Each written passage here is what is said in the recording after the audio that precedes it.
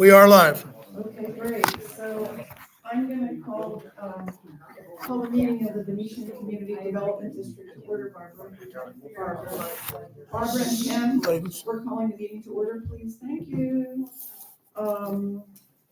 Today is Monday, December 8th, and the time is 9:38 a.m. Supervisors who are present are Ken Smaha, Cheryl Tarana, Jill Pizarnik, Cindy Sneezek, and Rich Goodman. We also have Greg Barker from the River Club present, as well as Keith Livermore, field manager. We don't have Belinda Blandon today in person, but I believe she's joining by phone, and Andy Cohen will be joining shortly. So before we start the meeting, I'm going to suggest we do the Pledge of Allegiance. Gentlemen, please remove your hats. Tribute to Rich.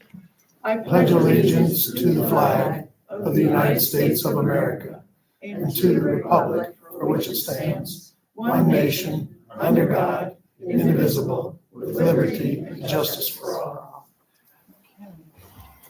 Thank you. So the next item on the agenda is the public comment.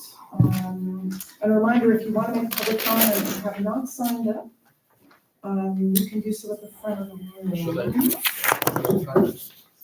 What's that? Time is 3 minutes. Yes. Yeah, sure, why not? What the heck? We'll see how many, well, I only have, what, 4 people? We'll see how it goes. Yeah, okay. First person on public comment is Tim Carr. Go ahead, Tim. Good morning. You all received my letters over the weekend about the board recusing themselves from any negotiation. If you're a golf member, you cannot negotiate anything with the golf course because you can have directly or indirectly be affected by it. And it also could have the appearance of wrongdoing. So that's item number one. Item number two is, since there's a big investigation going on with potential fraud by Vesta, any member of a prior board, while Vesta was management or was part of their contract, must also recuse themselves from the investigation because the investigation would directly affect the prior board members. Because the prior board members are still responsible for their fiduciary duty for Vesta. Now, this investigation appears to be in the hundreds of thousands of dollars, in case the public doesn't know that. There's potential fraud, there's potential wire fraud, there's potential just flat out stealing. We don't know until the investigation is done, but the prior board must recuse themselves, and it is in the Florida statute that you must recuse yourself. Thank you. Thanks. Next person on the agenda for our public comments, Barbara Silkworth. Very good. Here I am. Good morning. I just want to remind everybody that there's a Property Owners Association election coming up next week. Excuse me, not an election, annual meeting.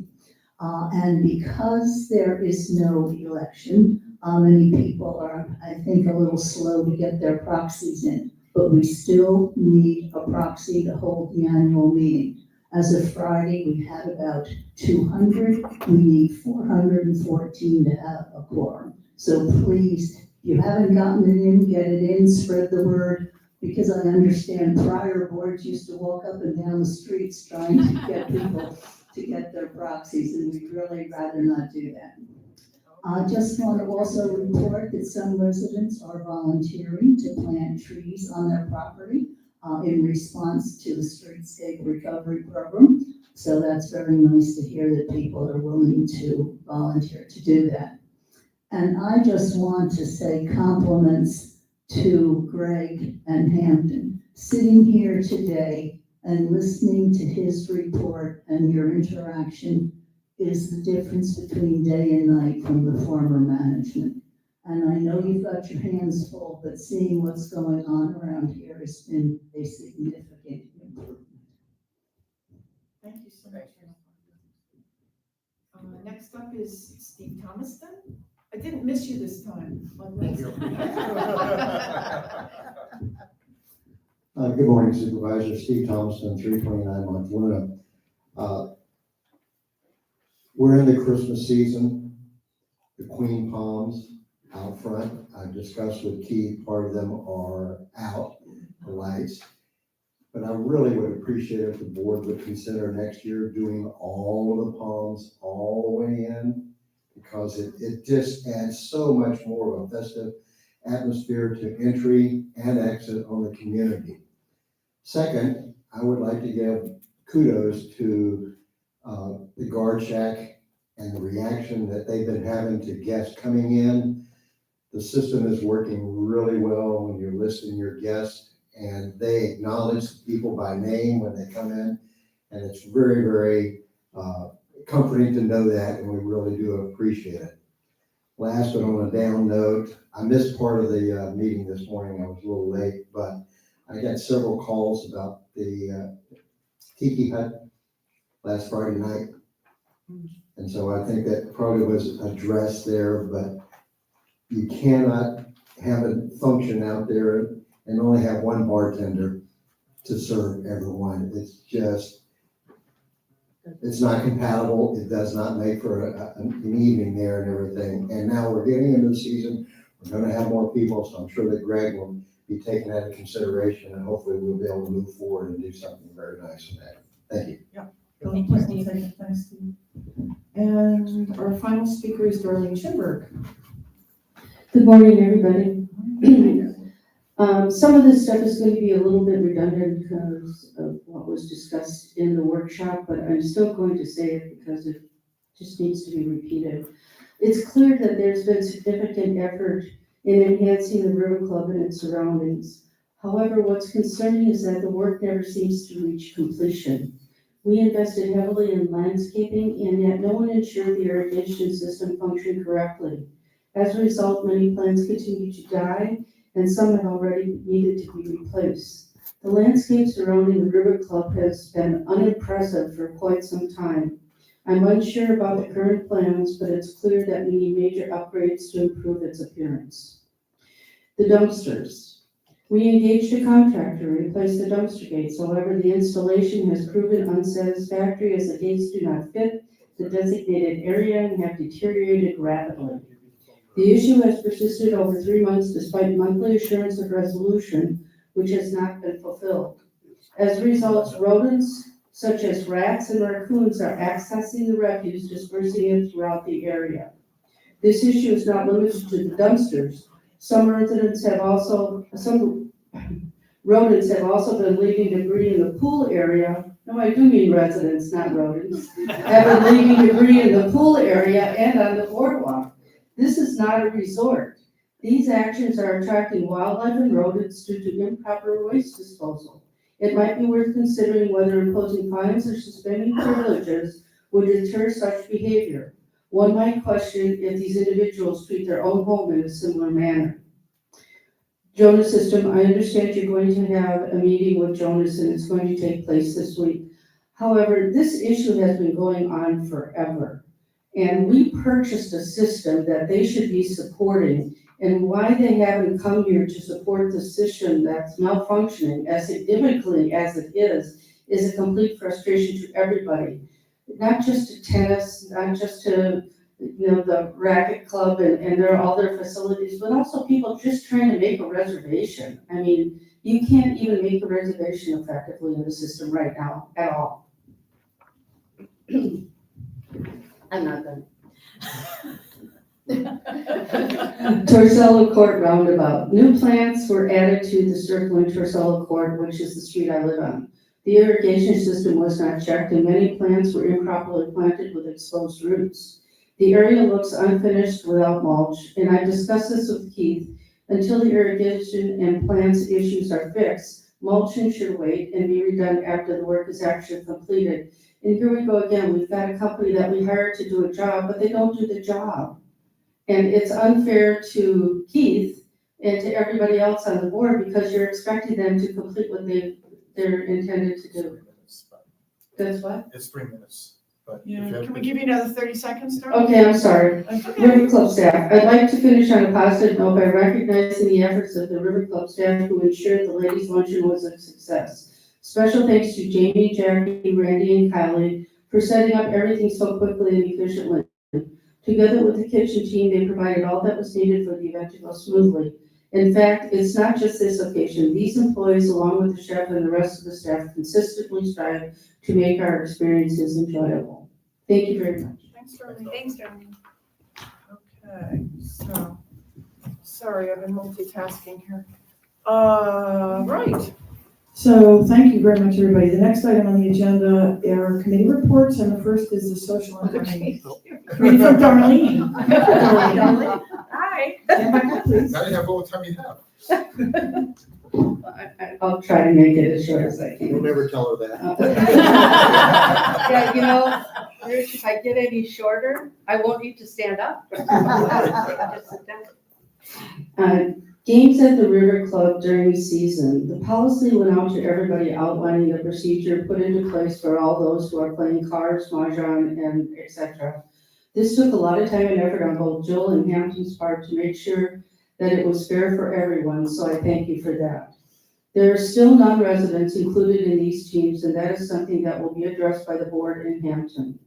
Although our updated rules address gamers bringing food and drink, some individuals are still supplying their own refreshments. And I think that that's going to be addressed. I'm not sure how Hampton intends on doing that, but that is an operational procedure. We held several successful events in November, starting with the Masquerade Ball, followed by grooving into the holidays and Thanksgiving, which was a tremendous success. And ending up with, on December 3rd, was our Blue Santa Toy Drive. The generosity demonstrated by the Venetian residents during this event was remarkable, and the City of Venice Police Department wishes to express their sincere appreciation. Just as a side note, we continue to have a considerable number of guests, meaning non-residents, who attend these gatherings. Is there a possibility that the board would consider instituting an additional fee when residents bring non-resident guests to events, particularly in cases where there is a waiting list? That's something that we discussed in a meeting, but I really wanted to present it to the board and see what their thoughts were on that. As many of you are aware, we recently made updates to our weekly dinner options at the River Club and menu at the Tiki Bar. It will take some time before we can assess how these changes impact our revenue and participation levels. I'm confident that once we have maybe a month of this under our belt, we can review this and look at this again. The chef is planning upcoming cooking classes which have sold out in the past, and given the busy holiday season, we're hoping to resume these classes in January. Our February ladies luncheon is going to be a chocolate charcuterie board, which will be on February 11th, which chef is going to be producing and demonstrating for us how we can make a perfect charcuterie chocolate board. So I'm kind of excited about that. First Friday at the Tiki Bar has been highly successful, which could mean it's time to add more staff and bartenders to accommodate the larger crowd. As Steve already mentioned, this is something that needs to be discussed. January's ladies luncheon will be on January 14th. It's called New Year, New You. And we have an excellent speaker, and we'd love to see all of you there. And it's going to be a salad. We're going to try and have a salad bar, which people can take what they want, and it's healthy. All right. Thank you. You had mentioned that the Tiki Bar menu has that been officially changed out there, or? It's officially changed. As far as I was told, it was officially changed as of this week. Is that just for that event or always that will be just that menu? No, the Tiki Bar menu was always the Tiki Bar menu that morphed into the anything and off the main menu. So we've really, I wouldn't say changed it. We've gone back to what the original policy was, which makes more sense. But in addition to that, Chef has developed a bigger Tiki Bar menu than what currently exists out there now. So we will have a dedicated Tiki Bar menu out there. Okay, because one thing that I sent you yesterday, which I'll send to everybody else, I did an analysis of Can the we Tiki cover Bar. that Yeah. during River Club? Oh, sure. At Okay. 12, Greg will come Okay, back. That'd okay, be great. sorry. Am I done? Yes. You're done with me? Okay. Thank you. Sorry about that. We'll cover that when Greg comes back at 12, because you're out of here in 7 minutes. Yeah. Fitness and pool. Yeah, I'm gonna be a lot shorter than Darlene. There's really nothing that, of all the initiatives that we're working on right now, that is of the nature that we need to get board input. Hampton is focused on a lot of other major kinds of things of the River Club in general versus fitness and pool related things that need to be dealt with. And so I'm sure that they will eventually get to some of those things and we'll discuss some of those things with you, but there's no emergency kinds of things that need your attention at this moment. Everything's running as is, smoothly. That's it. Thank you. One thing I will comment on that is I think we did get the 1099 billing for the independent contractors who are the fitness Yay. instructors all squared away. We contacted each of one of them individually from the HR department and had them fill out the material and then provide their insurance. So I believe this will be the first payroll. I believe everybody's got it complete because out of the 6 fitness instructors, there's only one who's actually a part-time employee through Hampton. So that includes their W-9s as well? Their I-9s, yeah, their I-9s, I-9s, yeah, they've all been, Yeah, okay, great. as far as I know, most have been submitted, Mhm. but all have been contacted with the direct contact from payroll Okay, great. to make sure that all the documentation is Okay. taken care of. So only one other comment, sorry, Nancy, and this is in regard to the instructors. I believe that the temporary contracts that were submitted by Vesta and signed Just what I was gonna say. they're only effective till December 31st. Correct. Okay, So, so you'll be looking at renewing, and that's as appropriate. ultimately, that's your decision on renewing. okay, Because I've just kind of peeled the layers of that onion back in the last couple of weeks, that members don't pay for classes, which is, I think, a great benefit and amenity for the members, but it's something that's supported by you all as residents. Mhm. So determining whether you want to expand or increase, or how you want to handle Okay. what the compensation is for each one of the instructors, that really falls on your shoulders, and I'd like to maybe sidebar or have a conversation, and put it on the agenda for the next meeting. I'll put it on the agenda for the next meeting. Perfect. Thank you. Thank you very much. Thanks. Thanks, Nancy. Okay, that's it. Thanks, Nancy. And then the final committee report is Reserve Finance Committee. Do No, you have anything to say? I thought we were for the following month. Oh, okay. Yeah. Well, it showed up on your, good. Okay. Found time. Thanks, Byron. Thanks, Myron. Excellent. It's even shorter than mine. Yeah, well done. Next item is staff reports. It's supposed to be landscape inspection service. Oh, great. He's here. Okay. Hi. We have a new gentleman, filling in for John. Great, thanks. Morning. Howdy, everybody. I'm Spencer Gonzalez. I've actually been inspecting this community for a couple months now and reporting to John until he feels comfortable for me to present to you guys. He had jury duty today, so we kind of sped up the process, and I did submit a report that I wasn't expecting to submit directly to you guys, so it came in really late whenever he asked for the help. So that is, will be dispersed after this probably. You'll get to look at it. I will comment on it right now if you guys would like that. Sure, please. Real quick, my background is also in the construction, landscape installation, infrastructure, FDOT work, and urban forestry. So I have a little bit of a different lens that I look at sometimes beyond the aesthetics. So just, I'm a little bit different, but I do try to model myself after John somewhat. As is very apparent to everyone in here, I thought the clubhouse was probably the worst looking part of the neighborhood. You know, whether it be the grass in the back, you have dead shrubs behind the clusia, you have failing plant material in the front. Some looks like damage from maybe paint or some sort of chemical spray that got put on there. Crotons or maybe a fungus that's turning white. I didn't get that far into it, but you know, you clearly have some sick plants up front. That is beyond lack of water. Maybe too much water in certain areas. A lot of fine detail work is what I was picking up on. You know, soft edging throughout the community seems to be not a priority. Now that is something that's supposed to be done every other visit. That's not a weekly or maybe bi-weekly occurrence. So that way you don't expand the beds unnecessarily. However, you still gotta do it. So whenever I see grass turf and your buffer going all the way across the buffer, you know, it's supposed to be a bed there. It's supposed to be cleaned up. It's supposed to be maintained. It's not a jungle.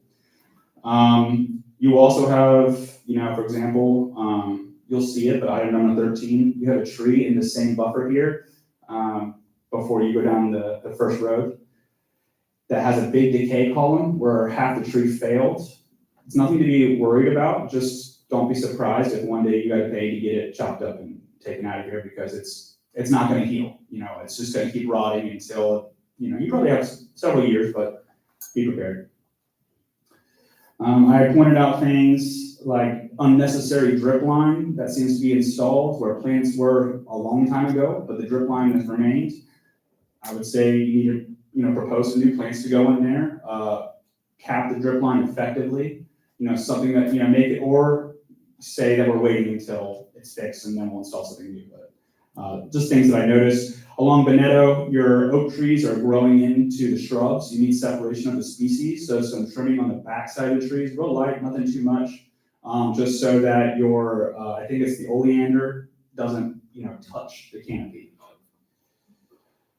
Of course, you guys are all aware of your medjool palms that seem to be, thriving at a tilt. Normally, what that's from is whenever you install the palms, you need to dig out to a certain depth, fill that depth with sand, especially with the medjool, because this is a desert palm. It doesn't naturally grow in wet environments. So you want to make sure there's a nice sand foundation, much like you're laying a hardscape, because that sand's not going to wash out the same way soil would. After you install the tree, you want to pump the bottom with water to evacuate any air pockets. If you do not follow that process meticulously, almost always you're going to have a washout underneath the palm that causes the tilt. Those braces are not designed to hold up a palm, it's to support a palm. So the weight is 10 times the load any of those brackets can hold. So it looks like they're all thriving though. And if you guys are, going to move forward that way, then I think it's time to inspect them, see what's established, and remove bracing that doesn't need to be there, because it's not holding it up. It's just there. A hazard, as an arborist, I'm always looking in the trees. I saw that you have some light poles on, let's see, it's item 30, on Passero that are blocked by the canopy. That is, that is a municipal code or county code. You're going to need to get that fixed. Even though I highly doubt inspectors are running in here, but it's something to be aware of, so that way, once again, you're not surprised. And then one last item is invasive species.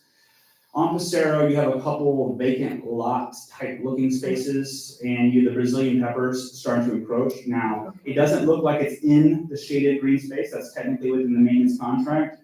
However, be aware, you don't want it to cross that boundary, and whoever is responsible for the adjacent lots could take care of their Brazilian pepper. You really don't want to get closer to your pond and messing with the engineering nature of your holding ponds. Anyways, that's all I have. I look forward to next month. I did do the inspection for December already. It'll be coming out Wednesday morning or Tuesday evening. I'll be back again in the end of December for your January inspection. So you'll get 3 inspections in 45 days. The next one's gonna be much longer. John had jury duty today, so we kind of sped up the process. I think I already said that. He does have a pond report that's coming. He wanted me to let you know. And I think I got all the items. Thank you. Thank you. Thank you, that was nice. That was fabulous. Right, okay. Any questions for Spencer before I move on? District engineer, I think he was gonna come a little bit later. So we'll come back to that. Same thing with district council. Yeah, and then Keith, yeah, let's go to Keith.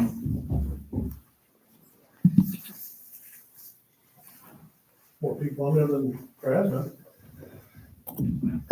We touched on it briefly during your prior meeting. And so the irrigation that needs to be up on Medici berm in that area and Laurel Road. What I'm asking for is a not to exceed 10,000 for that. I really don't, he just gave me a rough estimate. So I will get with, if you'll give me that name. It's Synergy Electric. I don't have the contact, but they're the ones who did the parking lots. Tim might have it. Okay, I'll get with them and we'll get that hammered out, but we need to do that ASAP. So if you could give me a not to exceed number, that would be great. Can I make that motion now? Don't know why not. Okay, I'd like to make a motion to exceed $10,000 on the irrigation replacement along Medici. Okay, all in favor?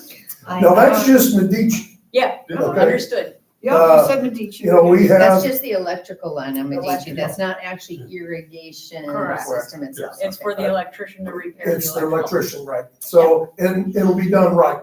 It'll be deep enough, it'll be put in conduit, and it'll be the right thickness of wire so that you can get, right? I think this was an afterthought, and when they built this, and they just did it as quickly as possible. So, but there's a lot of line out there that needs to be removed, and we've talked about it at length,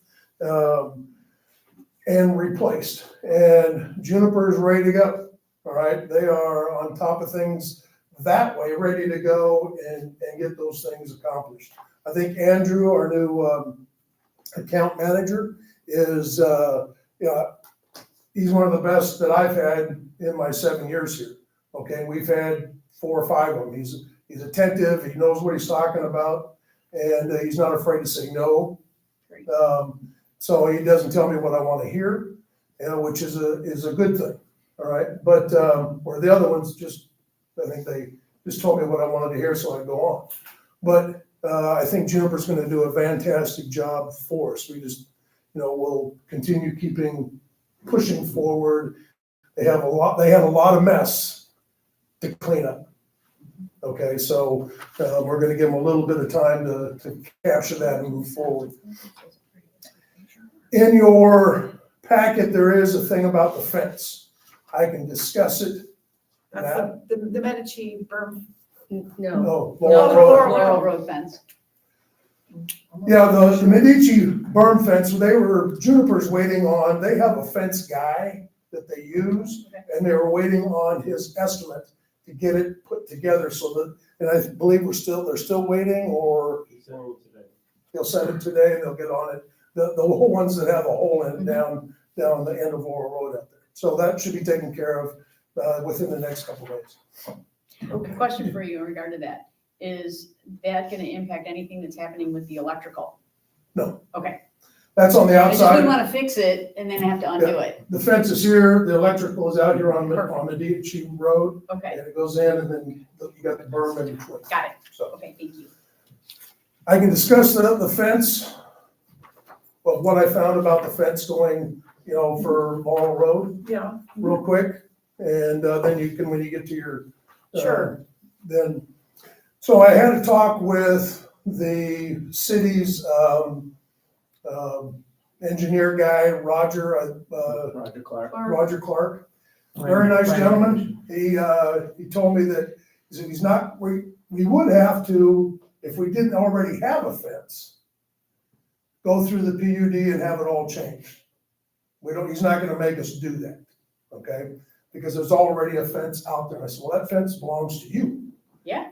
And he was like, yeah, I know, but I'm still not gonna make you go through the process. I said, great. He goes, but there is a couple other things you need to know. The policies have changed with the fences. In your fence, every 500 feet, you have to have a 25-foot opening for animals, wildlife to go through. So in that fence, there's 1,180 feet of fence gonna be put in. There's basically 3 openings of 25 foot. It's not very this is the one is secure.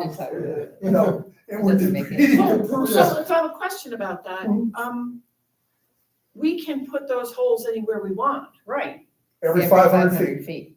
Not anywhere. They have to be, you gotta go 500 feet, 25 foot opening. 500 feet, 25 foot opening.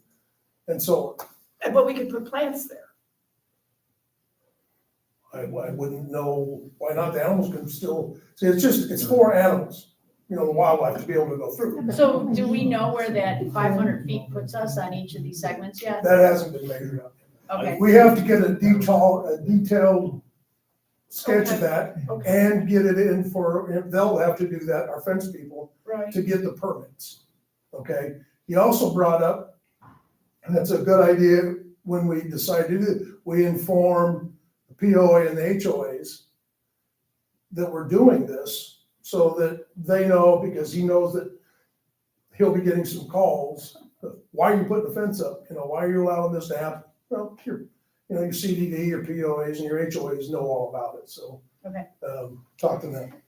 So Mona, a suggestion, and maybe before the meeting on the 22nd, we could walk it off and see about where that will be.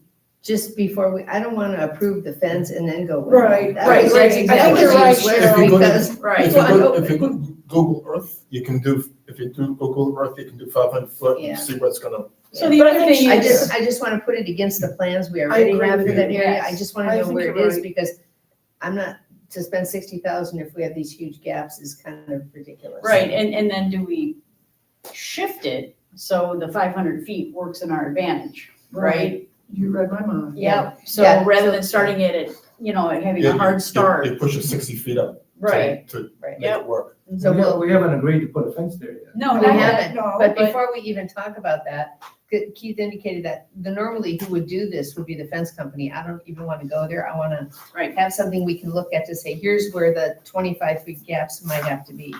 So we can decide, make an educated decision on whether we're doing the fence or not. Yeah, and then we shimmy, and if we can't shimmy it properly, then we have to decide Well, what. we not really to can't do. shimmy because the fence is gonna start down in that clandestine area, all right, where you really can't walk through. So the fence is gonna basically start in there, so there's not an opening there, all right?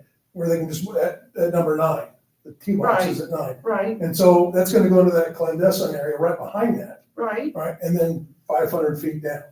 So bringing it this way more, we're kind of defeating that area, because that's where a lot of people, I guess, are going through, or But- one or two are going I through think I there. know what Cindy's saying though, is that we could maybe go 300 feet Mhm. if there's a nice stack of trees there. Right, There you go. And then do the 25-foot there and Right. then do 500, because we're still then doing every That's 500. She's the So I boss. just want to, yes, I want to map it That's my out, bring it thought. back on the Amen. 22nd. so They we can can also, actually look they at can it. also find out if we can't plant it So off. that's what I want to look at. Let's look at it. Find out, how much planting can we do in that open space? You should talk. well, so I can go through it. Keith, I'd like to understand something. So this is a new policy from the city, so that if we were to take a look at some new construction in the area, we should see the exact same thing. New. With fencing, with With this type of fencing, I'm Yeah. thinking Vicenza, Vistera, Is that different How from new? walls? how new? How new is this rule? So we have to have another conversation with Roger anyway on whether we can shimmy the 500 feet. Yeah, So we can talk to Roger about that. Maybe you and I can do that together. Okay. And kind of get clarification on all of this. Yeah, okay. because I agree. I was like, Yeah. I mean, I'm thinking about Vicenza, and I'm thinking about where it ends at basically the Mayak Park. And I certainly feel like there's more than 500 feet of concrete wall before you get to the entrance. I don't think there's any break. No, there isn't, and walls and fences are different. Ah, so this is For what fencing. reason, I don't know. They can jump a wall, Now, and they isn't can't jump a that fence, I don't know. Yeah, they can shimmy up a wall, but they can't climb over a fence. I don't know. Okay, okay, But that's a question I'll ask, we'll ask Roger when we talk to him. okay, cool. Well, Yes, squirrels do much better with fences than walls. Just as an FYI, I'm still hearing something different from planning commission members. That putting a fence there would require going to the commission. And maybe it's boilerplate, I don't know, but I'm still being told that. I'm also being told that our plans for redoing the entryway and down Veneto would have to go to the planning commission, because it's a change to the PUD filing. if it's concrete and, I don't think it matters. Just If they're changing the plantings. we've and- changed the plantings before. I know, and I'm told that should have gone to the planning. That doesn't make any sense. So I don't know how much they'll stick to it, but Is that something? I've heard that from two different planning commission members. it's a thing we could ask Roger. Yeah, well, or Rick, would you know if something, if changes, like adding a fence on Laurel Road or changing something on our entry would require planning commission? Typically, maintenance related items don't have to go to anybody, but if you're changing from the original design to something totally different. But a fence versus the wall, that's the toss up to me. But as far as plantings, I've never heard that has to go back. Yeah. Okay. But it's an easy phone call. Easy enough. Okay. One other thing, we done with, it's all good there, okay. The other thing is the pumps. 2 weeks ago, our pumps, they're still they're working fine. We have, we cleaned the filters. There's 3 big filters on these pumps. And they're about this big around and probably as long as, longer than this table, okay? And when we got these, we were shown how to clean the filters. They didn't show us automatically. We had like a year later, we had an issue, and they came out and said, oh, well, you guys are supposed to be pulling these pre-filters out. Oh, well, thank you for telling us that. So we do that about every 2 months. We pull those pre-filters out, clean them out, we blow out the lines at the cul-de-sacs where there are blowouts. Well, all of a sudden I started getting at 1 o'clock, 2 o'clock in the morning, alarms going off that the filtering system is. So after we come in, it's fine, it's all working fine. So all of a sudden, the filters quit, period. We bypassed the filters, so we're still pumping and getting good irrigation. But they came out and we pulled the pre-filters out and they said, well, these are clean, but who's been cleaning? Haven't you guys cleaned these big filters behind it? What? What filter? Well, they should be cleaned annually. I went, nobody had said any of that to us, or we would have been cleaning. And what it is, it's a big drum that's in there with they call it a tree that goes on the inside that spins. Well, the ball bearings, the bearings on the thing that spins, seized and quit working. Well, okay, you would think that would just happen to one. But it happened to all 3 of them basically at the same time. I don't know if one did, and then the other 2 had to pick up and carry a heavier load. Right. So I wasn't really sure what happened there. Well, then they proceeded to tell me, I said, well, how come, I'm paying you guys to come out and give me a quarterly inspection, which you do, but nowhere on your quarterly inspection is it saying anything about filters. We were told that this is all we had to do. Oh, no, you should, no, what? And they have to be pulled out and taken to our shop to be cleaned. I said, you guys are blowing my head up here. And that's $2,500 per filter. Per year? Per year. I was, okay, guys. So I am gonna be looking for another pump company, but in the meantime, there is, I've got to get these filters, and we're looking at, I think, Mike, is it in the, no, it's not in the, it's gonna be, they're $4,000. All of that needs to be replaced. The pre-filters are fine. 4,000 each or 4,000? Around 12,400 and some odd dollars. Okay.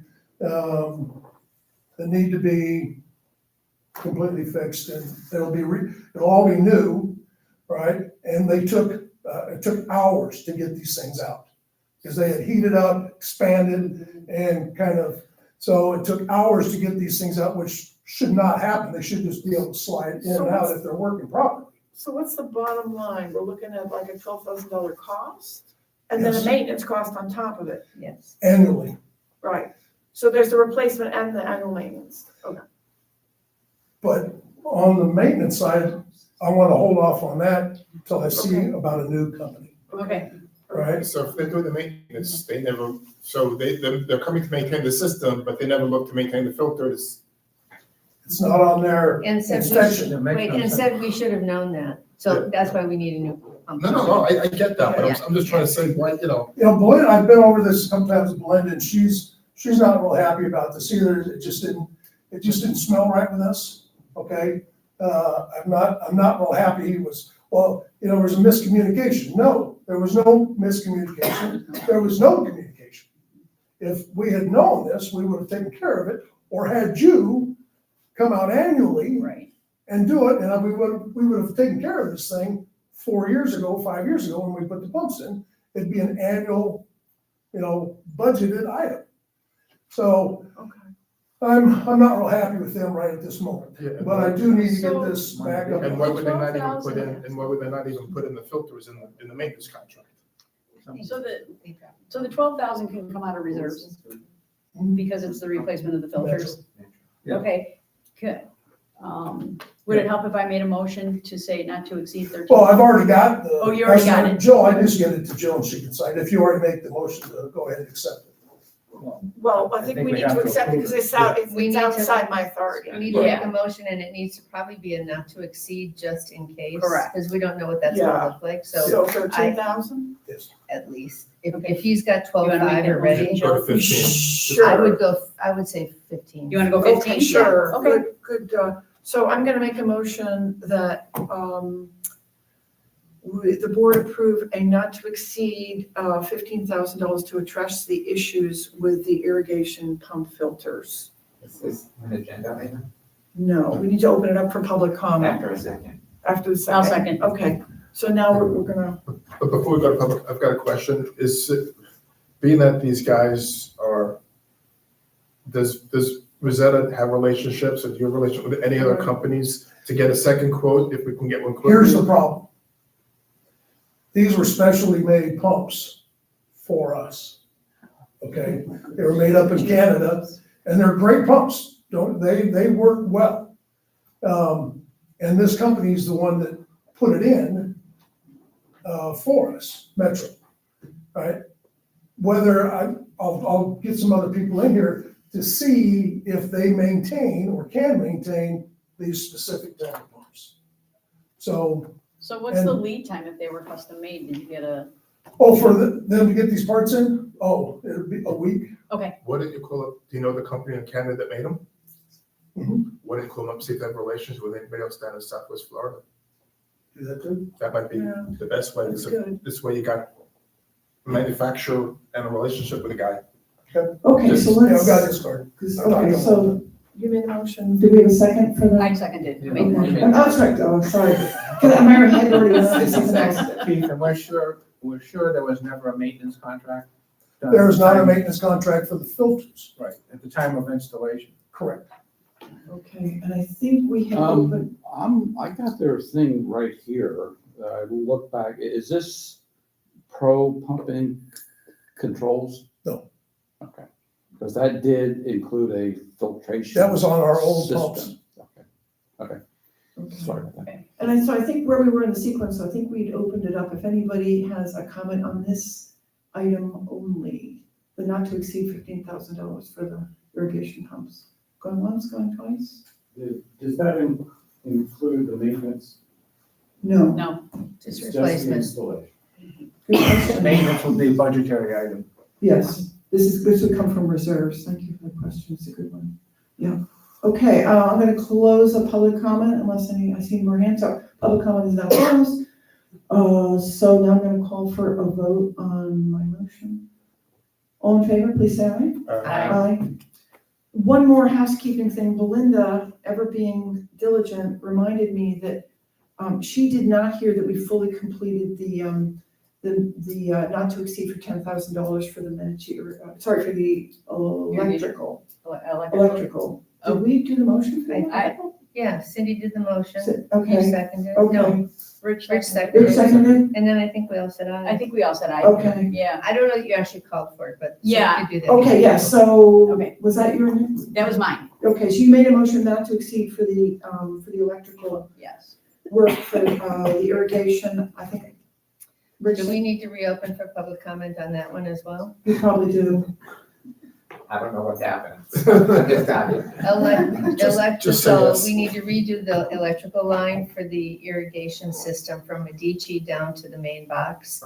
It's a not to exceed $10,000, We and we should. do need to. Yeah, so I'm gonna open that back up for public comment as well, if anybody has a comment on that. My bad. Okay. I do have a question on that. Okay. Is there a different source where the electricity, the power can come from? Instead of going. Good to question. someone's house? There is solar. The problem being with solar is one, it's, if you get a good system, it's as expensive or close to it. And a lot of times, most of the times, those solar packs get ran over by lawnmowers, wildlife. The other thing is that they tend to have a tendency to walk away, especially when you're getting gonna be getting a good one out there. And whether it's gonna be able to power enough to power that whole area. So, it's on, recommendation from Juniper, let's do it right this time, from the original builder and get it done so we know it's correctly, we know exactly where it's at and those types. Is there a different origin where the power can come from instead of going those 300 feet? That is where the box and the electrical company is, all right? Rather than going down the street, there's nothing there. This is where the electrical is. And trying to take it off of somebody's house would be. No. Yeah. That'd be fine. No. Good, okay. If nobody else, I'm gonna close public comment. And then call for a vote on the motion. All in favor, please say aye. Aye. Okay, excellent. So again, that would be reserves, not operational, because it's a replacement. Is that correct, Ken? It's actually storm damage, hurricane. It would be coming out Yeah, of the that came hurricane. out of the hurricane. Okay, thank you. Okay. Okay. Keith, I just have a quick question for you. Actually, a couple quickies. The Medici fence gap, did that get ungapped? Is that now? That's what we talked about a few minutes ago. Oh, was that? Okay. Yeah, that, he's waiting on, they have a fence guy embedded. Oh, that's what that was. Okay, sorry. Okay, apologize. I didn't know last night. And how's the lake doing behind, that on the, back in Treviso? Yeah, we had them come out. Right. And they raked up, Okay. on four ponds, Okay. raked it all up. Okay. And it looks, they really didn't need to. Okay. Because we sprayed and did what would normally happen, and it sunk and did, but they went ahead and cleaned it up, and it looks like it did. Got it. Okay. Solitude's doing a real good job in those areas. Yeah. Great. Do you want to? Yeah, I'm going to tag on because Keith and I did this together along with Barbara Bracco. Just an update on the Lower Road landscaping so we can go on record. We did do a walkthrough with Juniper of all the landscaping that has been installed. We are going to, Juniper is replacing about 250 plants that did not make it.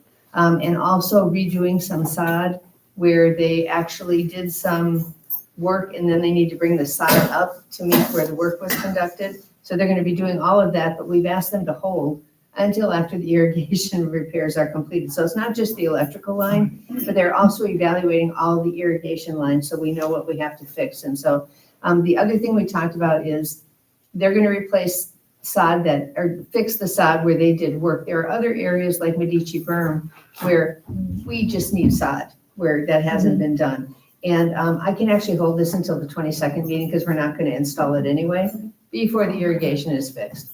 But so I have two proposals I will put on the next agenda. Great. And I think we should send out a memo to the residents about the. I have that. I'll do that. I'm gonna put a record that we're sending a memo about the work that needs to be done, but we're holding off until the repairs are done. This way the residents don't keep on complaining that dead trees. Well, we realize that. We've got them identified, but we have to fix the. By the way, since you brought up trees, let me just say, we checked every single tree and they're all alive.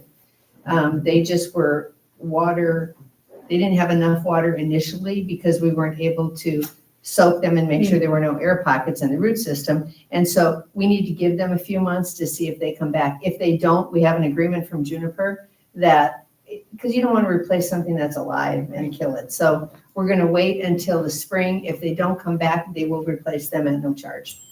So that's also part of the deal. I'm just gonna go on record on that if, something has been stressed too long, I worry that it's gonna look not great Yeah. when it does come back. I mean, I think that the magnolias that were put out here are a pretty good example of that. They look awful. So, that's just my worry, but, it's your department. so. Well, and we have faux, they totally agree, and some of them are already coming back. If you look at them, the tops are green, and and so, like I said, we'll give them a couple months. If they don't look good to our liking, they will replace them. So. I have something for Keith.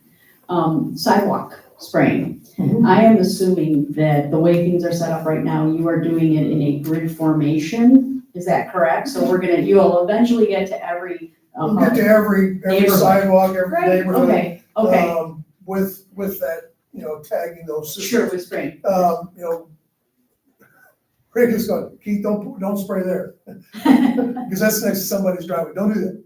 So, we're just gonna be working close with the vendor to either replace. We really need, Laurel Road. I don't think that's our road, our sidewalk. Yeah, It's an absolute.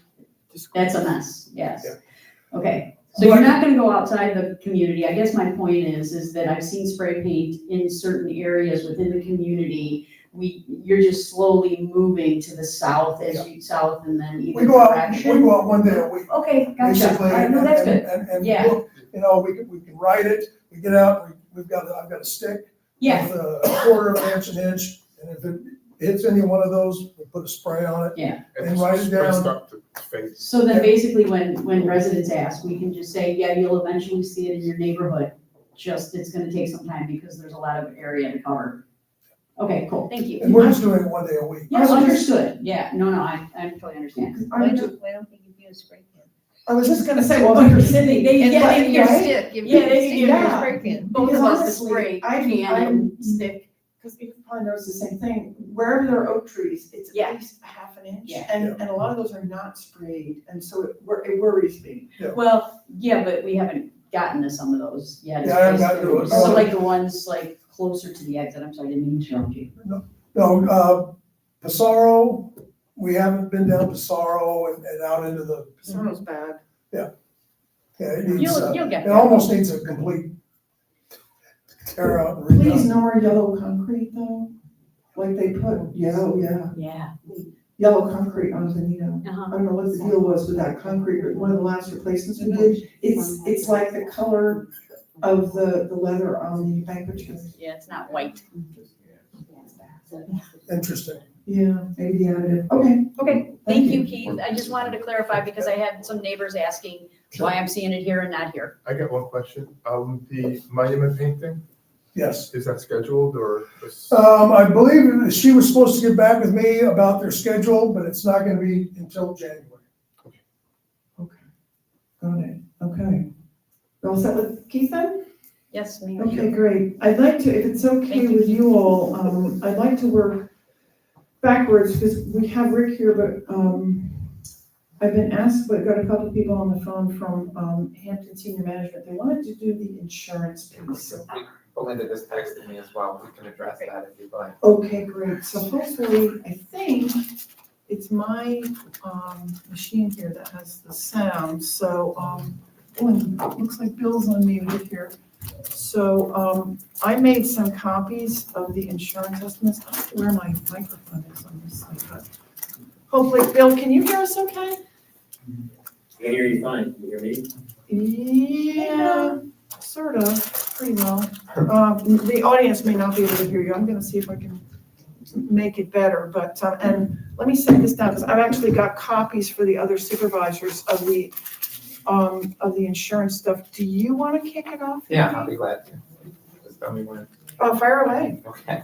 So, board members, you might recall past meeting or two, we've been talking about that we have been in ongoing discussions with Hampton, and we're trying to arrange a meeting with Hampton and Aegis to talk about the insurance coverage for the River Club. We were able to put that together, and since then, that was right before Thanksgiving, we've had additional discussions. We're kind of at an impasse in that what we've come down to is that Hampton is wanting to place the insurance for the district, for the club. You have the invoices there in front of you. It's $43,711.50 for liability and crime. You already heard that they're on the line, so they'll have some input too. And then $23,515 for the umbrella, for a grand total of $67,226.50. The disconnect here is that the way the contract is prepared, you might even remember when we were negotiating it, that Hampton expressed a concern that in other transactions they had done, that the CDD was not able to add them as an additional insured. And that is true. Typically, I'm no insurance expert, but I know in my experience, Belinda can support this, I'm sure, that CDDs as a public entity typically are not allowed to add a private entity as an additional insured to their policies. So as you know, when we contract with Juniper or Rosetta, they have their own, we require them to have their own, let's say, general liability policy and name us as an additional insured. So that is what we did here. In fact, the language says that the policies of insurance shall be carried in the name of the contractor, which is Hampton, with the district named as an additional insured on the auto and general liability policies on a primary and non-contributory basis. Further, as a result of being included as an additional insured on the general liability, the district shall be afforded coverage by the umbrella liability. That is the provision that we have. Together with the fact that it does say that the district, that any insurance expenses would be an operating expense of the River Club.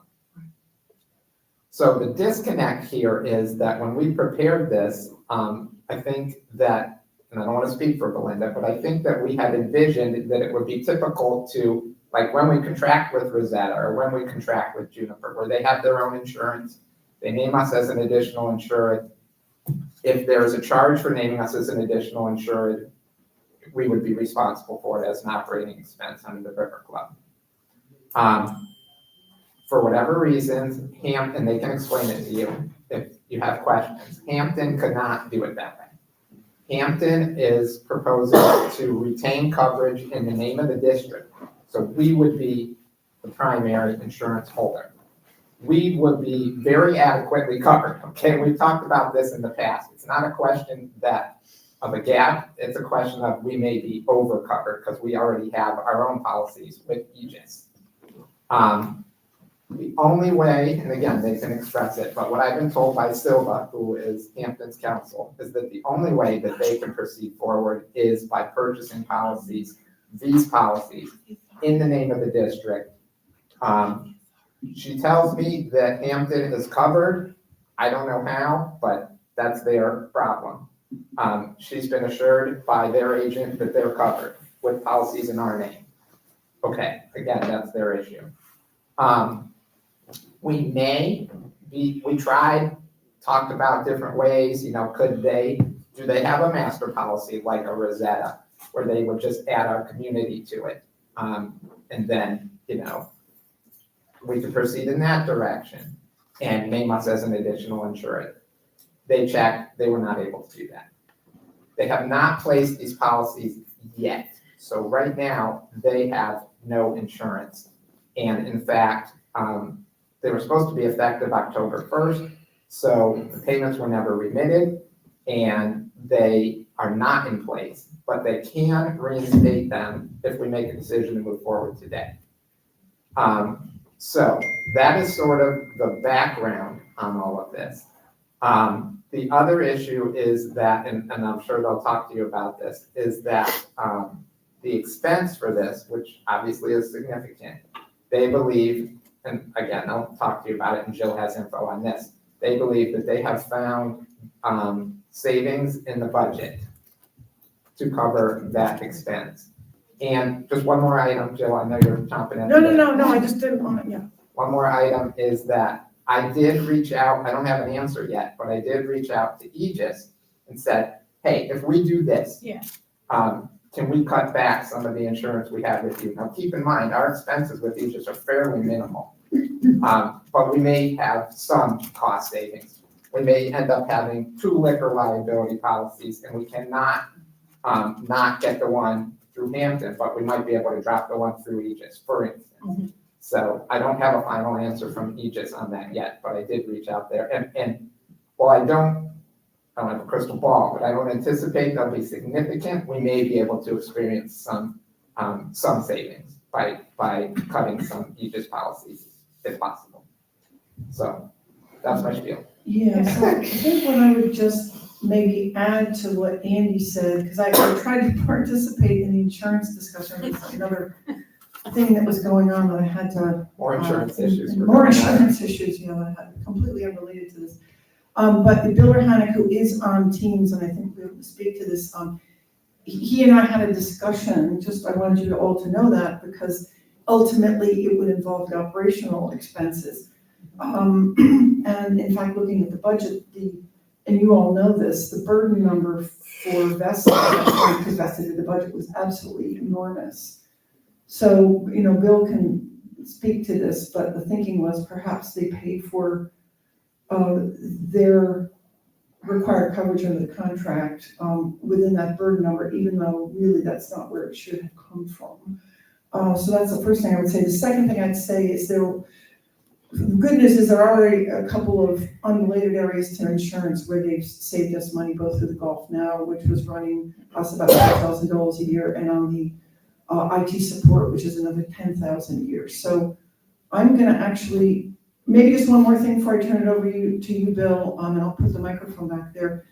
The question I had for Andy was, if the policy is written in the name of the CDD, a second one is, not the Aegis one, but the one that Hampton writes, does that create a potential gap in coverage for us if we're tendering, let's say somebody slips and falls and hurts themselves? It kind of comes back to the CDD. So I was just wondering, you know, I'm not an expert in insurance, what that means. So I'm going to turn it over to Bill because he knows way more than I do on this. Are you able to speak, Bill? I can you hear me? Yes, can hear you great. Yeah, there's a reason Sylva's on the call, because she is an insurance expert and I am not. What I can comment to is the fact that our contract language, which was executed, the provisions for insurance in that contract more or less mirror what was in Vesta's contract. So we know that Vesta had an agreement that allowed them to bind coverage for the same policies that we're proposing to bind. Unfortunately, as we went through the budget review and the transfer from Vesta's budget template to ours, we made the assumption that the $53,000 that showed as an insurance expense in that budget was actually policies bound by Vesta, and that's not the case. That $53,000 is an allocation from the CDD to the club. So that left us scratching our heads, where does the insurance expense live? It can be very reasonably assumed that Vesta had the right and opportunity to bind insurance and therefore did so. I don't think they would have risked operating without insurance coverage. So we looked at the burdening that Vesta was charging, and it was significantly bloated compared to what we have in our budget template. So based on that, we had previously allocated some expenses and some labor to some enhancements of the service model. After learning that we had to scale back in order to accommodate this insurance expense, the adjustments that were required in the budget were not material to the experience of the members. So I have submitted as of last night a budget that accommodates this. Silva can account for why she feels it's better for us to have the policy in the CDD name and have Hampton as a named insured on the policy versus us being the insured and naming the CDD. And so I'll pass it over to you for comment on that issue. Thanks, Bill. Yeah, just a quick comment on that is, number one, to assist with the aegis policies that are in place, so showing that the CDD is first named primary insured. That would allow for the either reduction or cancellation of the aegis policy, showing that that coverage is in place. And then also, since there are other policies in Hampton's name, to avoid any kind of issues or, I guess, commingling, for lack of a better word, between other Hampton policies and the specific one for the CDD. Oh, okay. Okay. Yeah, it's my understanding, Silva can confirm it, we've had a couple of conversations, that these policies will be in the CDD's name. We will be the primary insured, similar to the policies we have with Aegis. As I said, I'm still a little confused as to how Hampton gets coverage, but Silva assures me that she's reviewed that with her agent and that they're comfortable, that Hampton has coverage.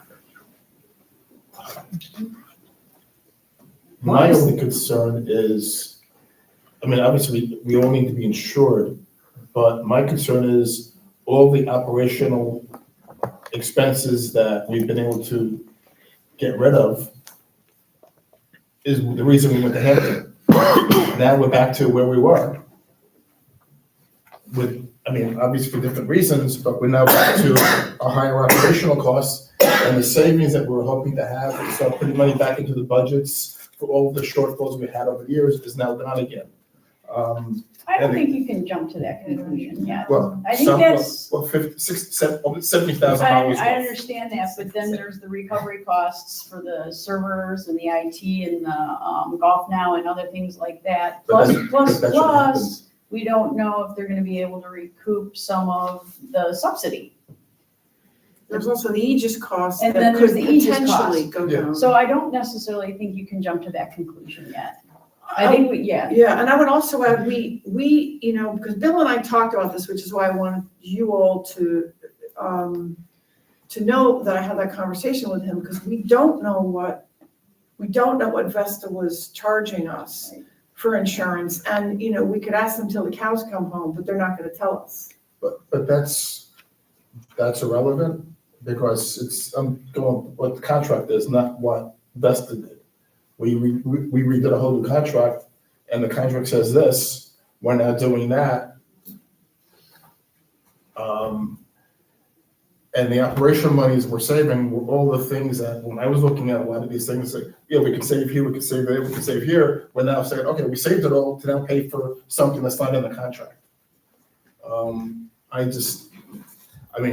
don't have a good answer. And yet the only thing that's really reasonable is the savings we have on the Aegis contract. Yes, so if we save money there, then that goes back. And I mean, Belinda can tell us what we paid for Aegis, but it's not anywhere close to this. So even our savings, I don't know what it will be, but I don't think it's gonna be That's what I'm saying. super high amount. So that's the only thing, see, it goes back. So I have a problem with that, because we all went into this with the intention that we were going to save money going to Hampton, which is why we agreed, and we knew that the burdens and all the other things and all the nonsense that was going on with Vesta was problematic, and we went to Hampton to get rid of all these problems, and now we're back into, it's above board, but we're back into another problem.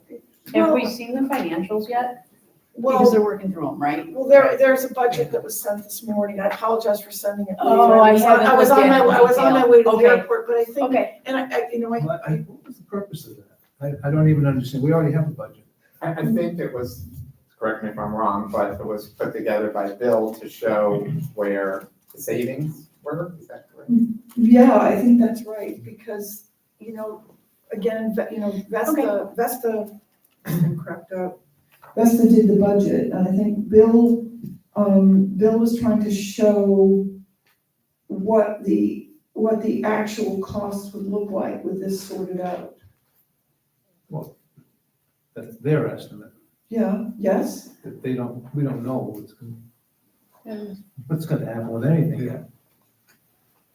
Yeah, but they're trying to demonstrate whether. Well, he's just creating his own budget. Yeah, and yes, but the long and short of it is it's where the money's. I guess, Andy, my first question is, we've been doing this for however long we've owned the River Club with multiple different companies, different management companies. Why is this an issue now that it's never come up before? I don't know. And I go, mean, I expressed the same frustration. As I said, it took us a while to get that meeting together, but we did. I've had a lot of conversations with Silva and Hampton people. They're very courteous, very nice. Yeah. But I have the same frustration. This is not what we anticipated. But the long and short of it is I'm continuing to be told that we're sorry, but we don't have another option. This is where we find ourselves. yeah, and going through all of the invoices like I've been doing, I've seen a lot of past invoices from Vesta. I've not seen anything related to insurance. No, believe me, I looked. I looked. So I haven't seen anything. But we have we couldn't get detail on the burden line, which is, the suspicion is where, I shouldn't call the word suspicion, the assumption is that that's where they were putting Stuff. Because it's, as you know, it's a huge number. I think it's 36 or 38% of total wages. So Bill's put together a forecast that's different than our budget that we submitted. And this particular forecast is an improvement on the budget that was submitted and we approved. Is that correct, Bill? With this number figured in? It is very similar number. Okay. But we also knew our budget going in was wrong because with the anticipation, we gritted the budget knowing that a lot of the numbers were different. And we went in with the expectation of having significant savings off of the budget at the year end. So now we just eliminated those savings. At least when we were discussing the budget, I mentioned that there's a lot of opportunity and we went with higher numbers with the expectation that these numbers would come down. I mean, I know there was an expectation. I don't know that I ever expected myself to see a big decrease in the budget. I mean, I think if we can perform to budget or slightly under budget, because there's too many unknowns. Yeah. I don't think we were ever in a position to say for sure I because agree. of these kinds of unknowns. I agree, Cheryl, because as Hampton has been here, they are continuing to uncover issues that have been ignored and should have been addressed all along. Right, so I think this is just something, this is an operating expense, it's an ongoing operating expense versus our one-time experiences that we're having for this year with everything that they're uncovering. I also think for myself, and I don't mean it in any way to diminish your point, because, I have my own, frustrations about it, and Bill and I have certainly talked about it. But, the larger point for me is that we get better operations, and it's not a cost-cutting exercise, it's a better operations exercise, so that we have, we're generating more revenue. So while I hear you. But that's what we hired them for. Yeah. I hear you. So maybe my question would be, is there any alternative to this? We have explored it. I'm Yeah. being told That's there is awesome. no alternative. I mean, this was supposed to be paid October 1st. Nor were we. I don't like it, okay? I'll be the first one to say I don't like it. Jill and I have had a lot of conversations. Yeah, and I don't about it. like it because it's not what the contract says. And they wanted an answer before then. I was flat out said, I certainly can't give you any sort of decision. Perhaps the chair would. The chair was not comfortable, especially when we had a meeting coming up today. It's not like we have a meeting 6 weeks from now. Right. And so we brought it to you today. What's the difference in cost? What's the incremental cost to us? Pretty much this. $67,000. I mean, maybe something less if there was a charge to add us as an additional insured or something like that. And I don't have the figures on that, Ken, but I think it's pretty close to this. Although Bill has said that he has reworked the budget to identify savings to come in sort of close to where we thought. Correct. And I'm being But we told haven't seen it yet. that, because I haven't seen the policies. Yeah, exactly. I haven't seen the policies, and even if I saw them, I can't tell you that I'd understand every word in them, okay? But I'm being told by Hampton that these policies will cover everything that's listed in our contract for insurance, general liability, auto, umbrella, crime, EPLI, liquor, and cyber, at the limits that we have in here. The only thing that is not there that's on this list is workers' comp, and they've assured us that they do have workers' comp for the employees. So it's strictly Hampton's operating model and the way they operate the business.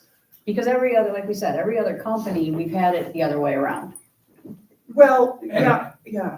And I think it also, they know better than I, okay, Yeah. but I think it also has to do with the fact that we don't necessarily fit into the type of work that they typically do, I'll say, because, and Silva's on the phone.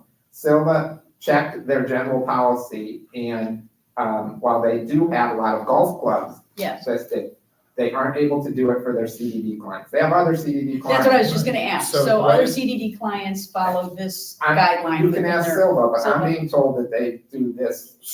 I'm assuming they do too, that's how we. So why wasn't that told to us at the time? No.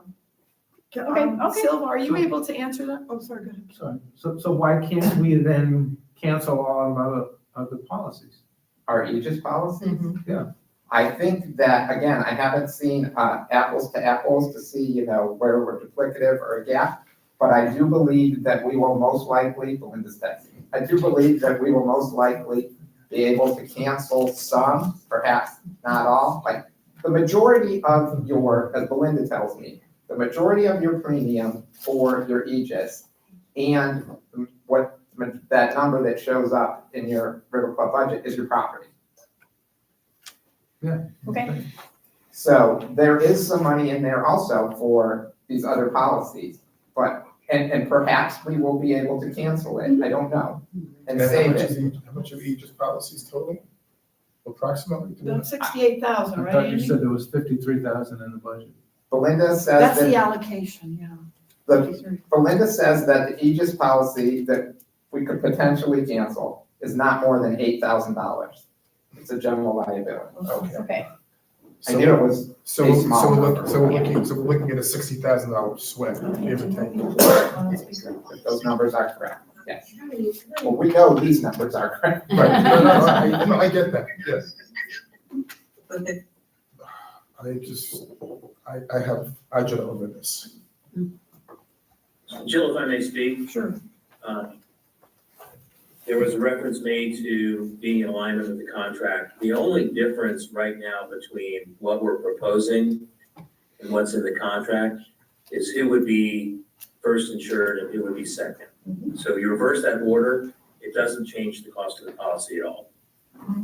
The other primary difference here is it is now a transparent cost, where before it was buried in Vesta's burdening and a hidden cost. Doesn't necessarily change the number. So we contracted to bind this insurance.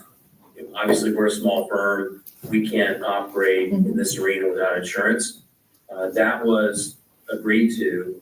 I don't know if we have to stand on the order of insureds. Silva can comment on that. But there is no ultimate change in the economics. The misunderstanding through the budget process and transferring from Vesta's template to ours was that the 53,000 showing as insurance in that budget was actually a policy bound by Vesta, when in fact it's the allocation from the CDD to the club. Yeah. And then the liability policies that we're speaking of were buried in that burdening. So, but can you speak up on the order of insured and how important that is and why it's important? Yeah, and just to say, both parties who are named are gonna be covered completely. So whether if there's a slip and fall and a negligence claim, whether the CDD is named on its own, whether it's Hampton, both of us, those policies will cover both parties. So like Bill said, changing the order of who's insured first or second won't really make a difference in terms of liability or cost. And there was a question earlier about other CDD clients. So we have one other CDD client Unfortunately, that's how we learned that the Aegis policies can't cover Hampton, a private corporation, because we needed their policies to respond to something and they denied coverage. So that CDD client is currently structured exactly the same standalone policy, not on our master policy, and with them as the first and primary named insured. When did you find that out? I'm sorry, When did you find that out? when did I find what out? That you couldn't insure a CDD? When did that other CD have the issue that you found that out? I believe 2019. 2019 was the answer. Oh, okay. So, all right, so. So it's and- possible that Vesta wasn't either insured or they, Oh, okay? It's So anything's it possible. had to be buried But- someplace in our but- budget. Did we, okay. Board, I'm sorry to interrupt, but if you don't mind, I think Belinda wanted to chime in. Oh, I'm yes, sorry, please, Belinda. yeah, hopefully we can hear you, Belinda. Can you say something? Okay, so I did want to chime in. I'm not sure if the board has a recollection of our insurance renewal, which took place on October 1st. Yeah. Our property policy is split between the CDD and the River Club, obviously. So that's the allocation that is in the River Club budget. There's nothing else in there because everything else we allocate to the CDD's budget. So we do have property, we have general liability, and we have the POL. Everything, including crime, is under the CDD budget. The only thing that the River Club has in their budget is the property policy. And that's, Everything else is allocated to the CDD's budget, so our total premium for our renewal was $69,516. So there you go. It was just- yeah, and so in the budget then, But they're just insuring the River Club. I think the, about $4,200 a month was going back to the CDD, for reimbursement of that cost. Is that right? Because most of that Aegis policy was for the River Club. For property. No, I don't think so. I think Vanessa booked it because it's a one-time expense, so it's booked when the expense occurs, unless she booked it monthly for the River Club, which I'm not sure. But typically it's, I can look into it, but typically it's a one-time expense that's booked Okay. when the expense is incurred. Okay, but the total number was between 45 and 49,000, that's right? Correct. Okay, that was the main thing, okay. So, I mean, I think, you know, I understand where everybody's coming from. I've probably had more time to process it than you all, but I think we're at a point where we have to take some action. Am I right, Bill? We need to, I think the board. Absolutely, Yeah. yeah, we cannot continue to operate the club, I'm sure. that. Mhm. So I guess what you need from me is a motion to accept the two insurance proposals for a total of $67,226.50 As a River Club as a River Club operating expense. I'm looking for a second. We'll also have to open this one. Yes, understood. We'll have to open it up for comment. Second. I was gonna say, I'll make the second. Okay. Okay, thank you, Cheryl. All right, so now at this point, since we've got a second, we're gonna open this up for anybody who would like to chime in from the outside world.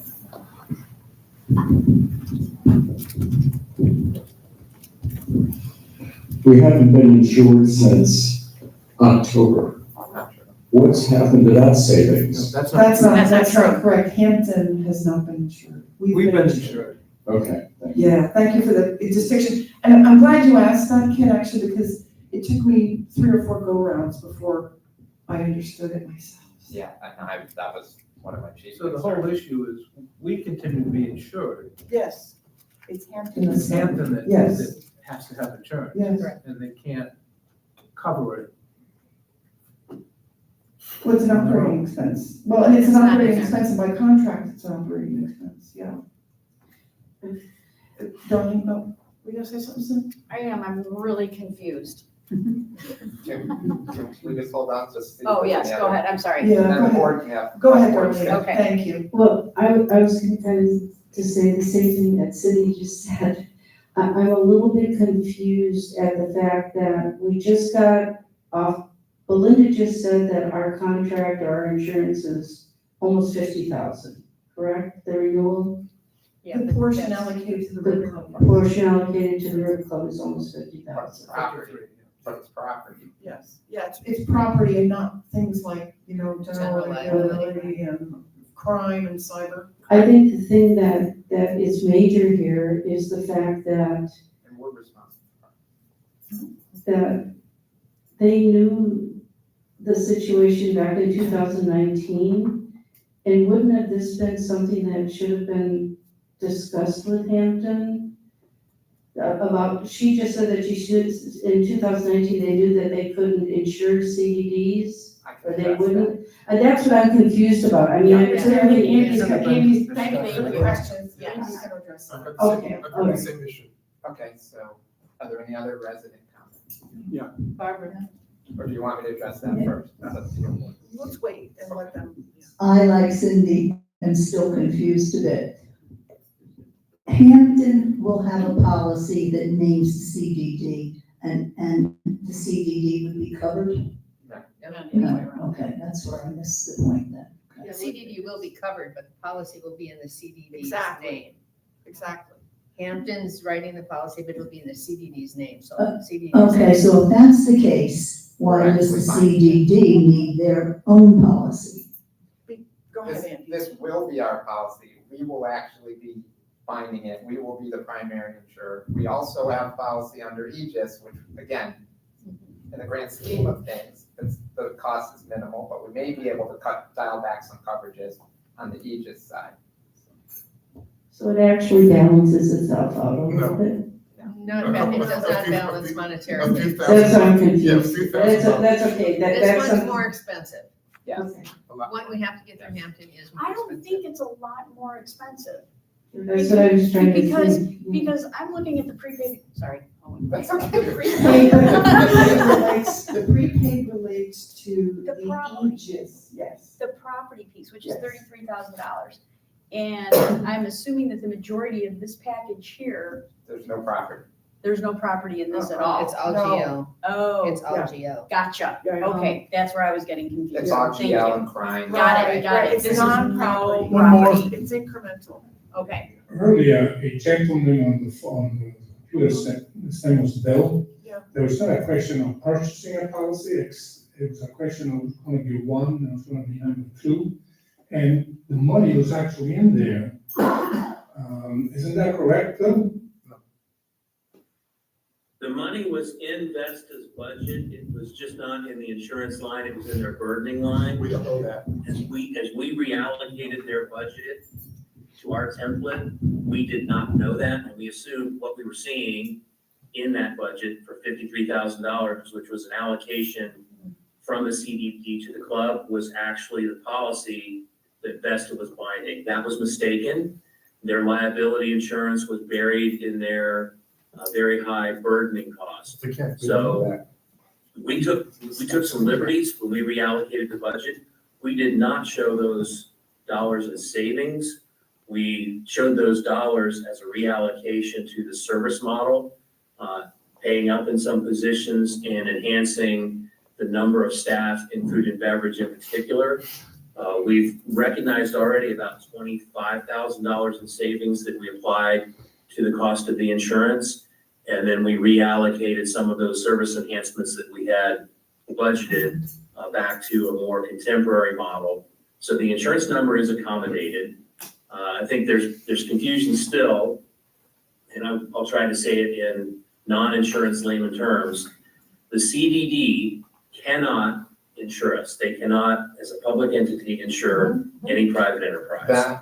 So in our contract, it's very clear, and in Vesta's contract, it was very clear that the operator will bind these policies as an expense to the club. Yes. which is what we've done. The only difference is our contract, which I think was probably just boilerplate that we use in all of our contracts, stipulated that we would name ourselves as first insured.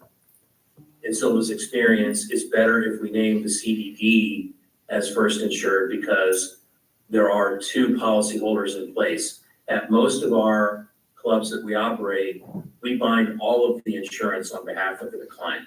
So in this case, because there are two policies, it's Silva's opinion that we're better served if both policies have the same, I'll use the term pecking order. Silva, have I spoken out of school? Nope, you're right on. Let me try and answer that question that was Okay, asked before please. about the whole 2019 issue. Yeah. Obviously, I wasn't there, Mhm. but this is my understanding, and it was repeated by Bill, is that from what I gather, in whatever CDD this was in 2019, Hampton had insurance and, CDD had insurance and named Hampton as an additional insured. That is a no-no. You're not allowed to do that. That's always been my understanding. We as a CDD, any of my CDDs, we don't name private parties as additional insured. He just has told us that on many communities. That is where the disconnect came in. I believe that's what happened in 2019. Now, whatever's going on between them, there's no coverage for Hampton because that shouldn't have been done. Silva and I had that discussion when we were preparing this contract. So we discussed reversing that, where they would name us as additional insured. Just like we have a contract with Rosetta, our contract to manage your district, they have to have general liability, auto, things along those lines. They name us as an additional insured. That is what I contemplated. We have a contract with Juniper. They have general liability, they have auto, they have an umbrella. They name us as additional insured. They don't pass on the cost of their insurance. If there's a charge for naming us as an additional insured or increasing their limits to meet what we need, sometimes that's something that they'll approach us with, and we do or don't agree to be responsible for those expenses. That is what I envision. For, again, we have had hours on this, okay? So we can talk about it and keep talking I about remember it. you had all these conversations, and email going back to the time of the contract. And we're not able to get anywhere, okay? We believe that we have a position, for whatever reasons, they can't do it that way. They simply can't do it that way, okay? This is the way they have to do it. So this is where we find ourselves. Okay, so can I just, for my own head, so what I'm understanding is that Vesta should also have had this policy. That's what I'm saying. What we don't know is, Belinda can tell us, but I believe, I don't know for sure. okay, I believe Vesta had, like what Rosetta has, Vesta had a general liability policy. They had all of their clients on it, the 20 different communities they represent. Said, we now represent Venetian too. Venetian also. Venetian was listed. We were provided additional insurance. That's how things went. I don't know that for a fact, but I believe that that's probably what occurred. And I see no other way than for it to have been built into a burden because they have to recoup the costs. So the way I look at it, wait, no, let me finish, please. You're either paying more of a monthly fee to Hampton to cover this expense, or we are paying the expense. So in effect, if Vesta had this policy, they were either building it into their burden or they were gonna charge us for it. In my mind, there's really no other way for them to have handled it. No, if we were listed as the additional insured, Right. the incremental cost is $100 or Belinda says $1,000. we were. By the way. We were. It's a It's a nominal It's a fee. nominal fee. I mean, I have a general liability policy. I have 500 people listed Okay, as additional insureds, and so then I've gotta a lot circle of times, back. there's no cost, there's $50 cost, it depends upon, sometimes, I have to increase coverage, I'll get $1,000 because I have to increase, I So have to increase then water I- from Okay, a so million then I to just 2 got million. another question. Then why are we not being added on to that other They CD? can't do it. They cannot do They it, is can't what do it. I'm told. because, Because, we're a CDD. Ask them. I don't but they know. have another CDD. They No, have another no, CDD. irrelevant. is written the way No, they're asking this to be written. They have from what I've been told, and they're on the phone, they Yeah, can sure. confirm this. From what I've I'm been sure you've been told, through this. they have a general policy, I'll call Like it, a master. where they've named a bunch of golf clubs. okay, Yes, Right. yes, That they represent. yes, that makes sense. But they cannot name a CDD. They checked. That's what Silva tells me. Silva's on the phone. So we're their tell us only why? CDD. And let's say one other one. They have another CDD and they do their other CDD this way. So ask Silva, please. I don't. So, So 25 words or less, can you explain why you can't add us Yeah. as additional insured? So we submitted it to our master policy liability carrier, who's Travelers, and they rejected it. They said the main reason is because there isn't a golf component. And that is what they were willing to write, is if there is a golf amenity facility associated with the property.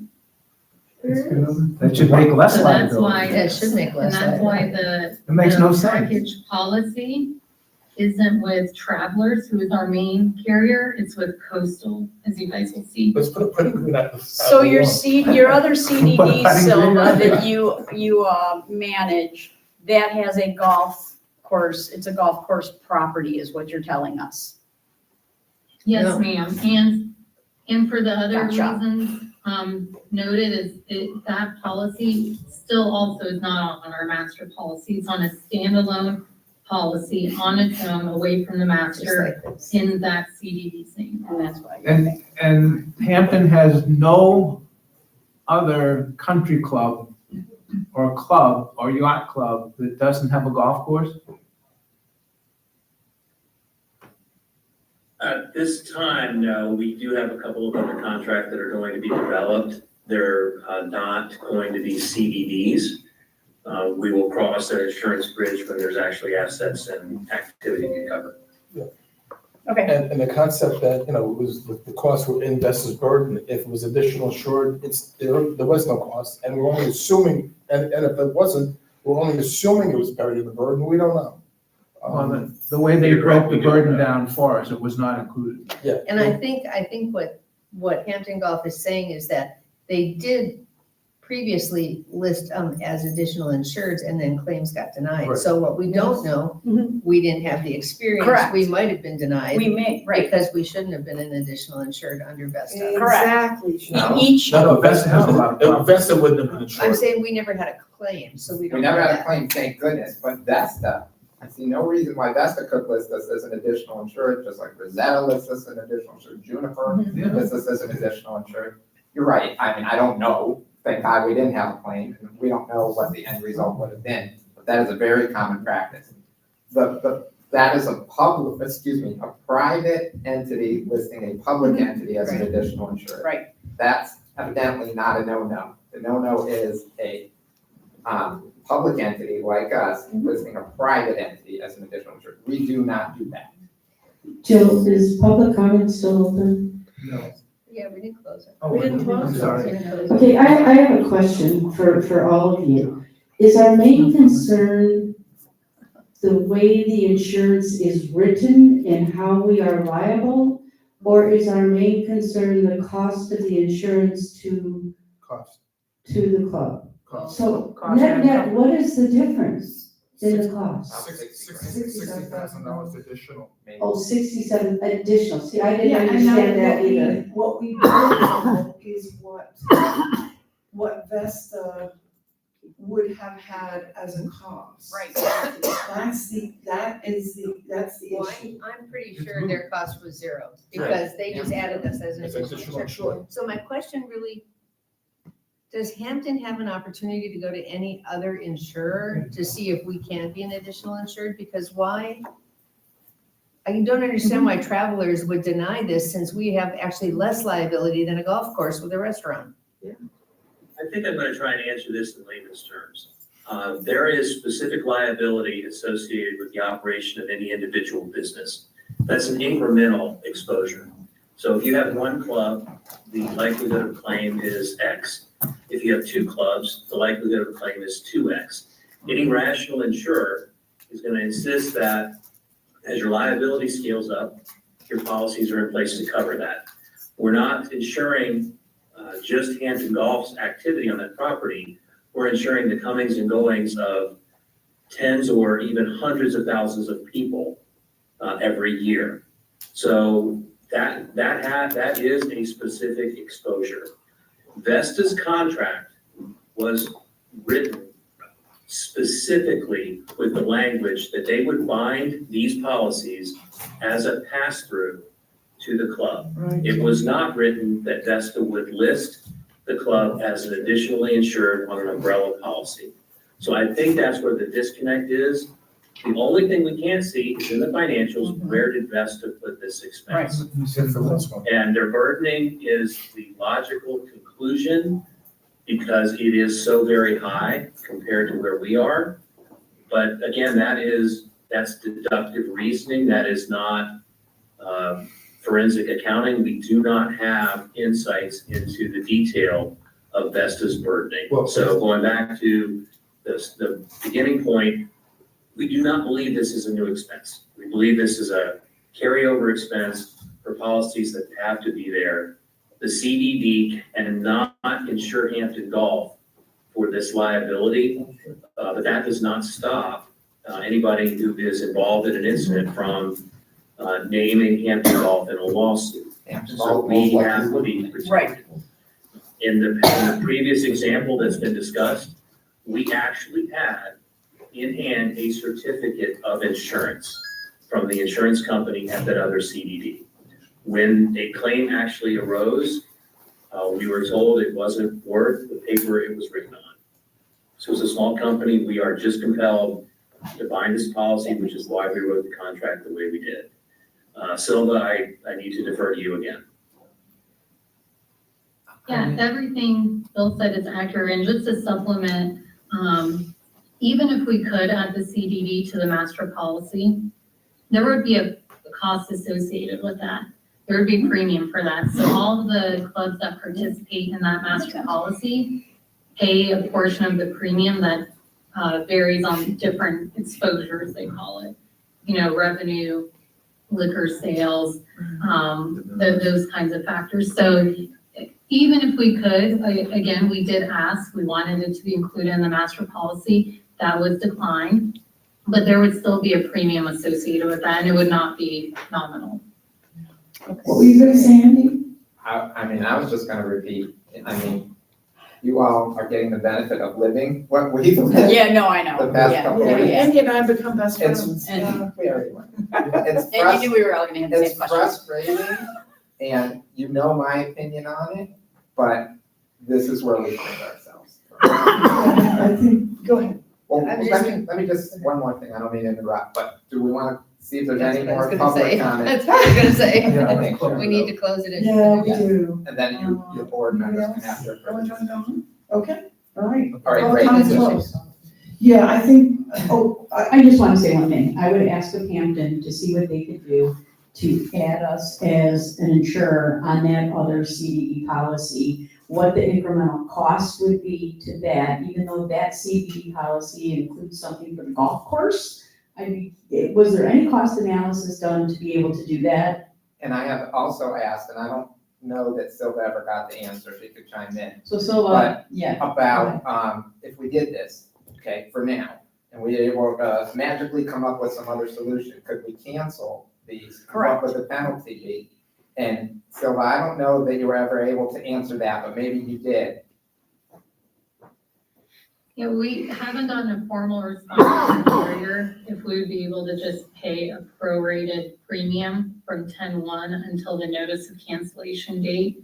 But either way, that would still leave us uninsured and exposed. Right. Right, no, For I that know that notice is, of yeah. cancellation date. So I don't know that that's an option. I mean, I feel like in order to, I've used this phrase before, cut the Gordian knot, that I think, it's why I made my motion, I think, we are where we are, and I take the point, they can't be insured, I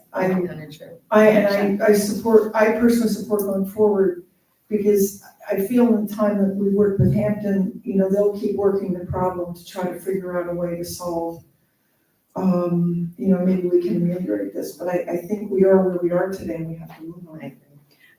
I agree with that that. 100%, but I would also like to see Hampton take some steps to see what they could do to, yeah, the alternatives that we have available with the other CDD that they Yes. manage. Fair enough. Yes. Okay, so, I'm gonna call a vote then. Motion's been made, seconded. All in favor, say aye. Aye. Opposed? Are you an aye or an opposed? Are you a yes or a no? I'm thinking, Yeah. And you can't. I was gonna look something. You're not giving me time to look something up. Yeah, Okay. I'm trying to look through the investor I don't, contract. I guess we don't really have a It choice. doesn't Yeah, we matter, don't we have a have choice, to be but- insured. So I at mean, least for the, Well, for the coming we year. are insured. Hampton used to be insured. We are We need to insured, insure and I think the challenge, We are insured. I think the challenge they have is that if they, I don't wanna put words in Bill's mouth, I see he walked away, hopefully maybe went to get a drink, but, you know, I don't want them to have to come back and say they can't be running our amenities No, anymore. I understand. They may have to do And it. God forbid, okay, we are insured, we have our Aegis insurance. God Yes. forbid there is some type of accident. We Yes. all know we're all gonna get sued, and so. Right, Yes, exactly.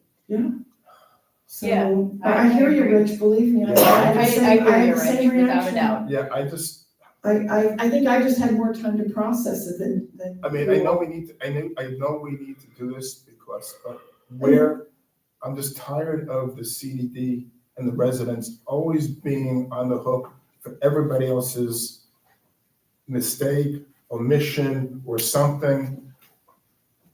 I don't think this is a mistake or a mission. Had this been, like, if we were not gonna assign, if we weren't gonna assign Hampton to our, if we had given Andy and Silva more time to review and write the contract, we would have known about these additional costs. Is that true, Andy? No, No? Andy had all these conversations with some. Okay, so 'cause I remember some drafted it this way, conversations. and You fully- drafted it this way, And I okay. fully Okay. assumed that they were gonna treat it, again, maybe Okay, wrong, but okay. fully assumed that they were gonna treat it just like Rosetta does, just like Gotcha. Juniper does, just like. Understood. I think Okay. the best, I think the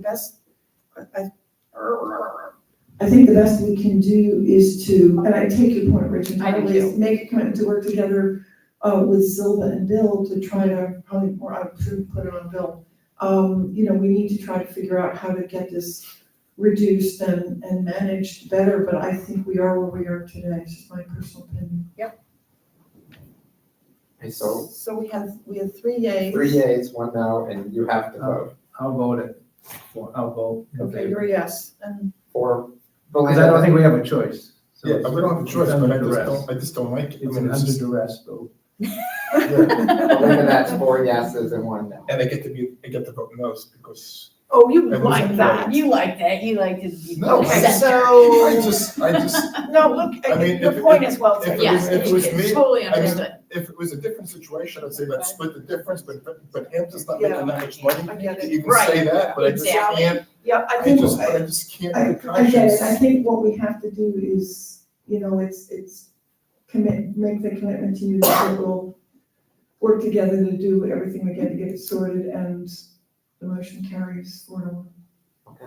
Okay, excellent, okay.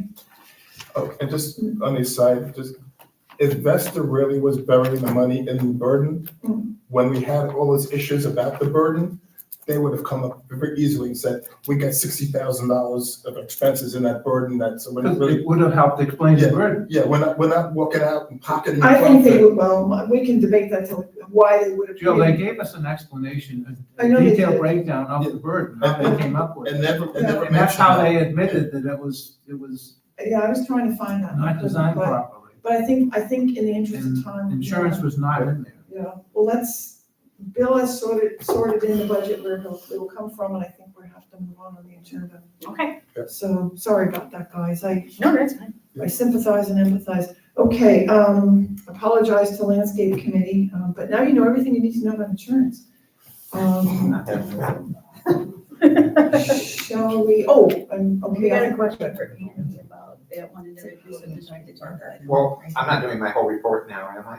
Okay. I think we should do landscape and then I can't. come Oh, back. okay, I'm sorry. because I think I'd like to get Got Rick release too. landscape. Then we got Rick, okay. Yeah, let's get back to the agenda. Okay. Yeah. Can we take a break? How, We can then, yeah, 3-minute break. I'm gonna let A Cheryl. quick break, yeah. Or 2 minutes. No, okay, nobody else has to, okay, then, no, that's fine. Let's landscape. Silva and I have to go. Thank you, everyone. Yeah. Thanks, Bill. Thanks, Thanks, Bill. Thanks, Silva. Appreciate it. Thank you guys for your time. Thank you. Thank you. Silva.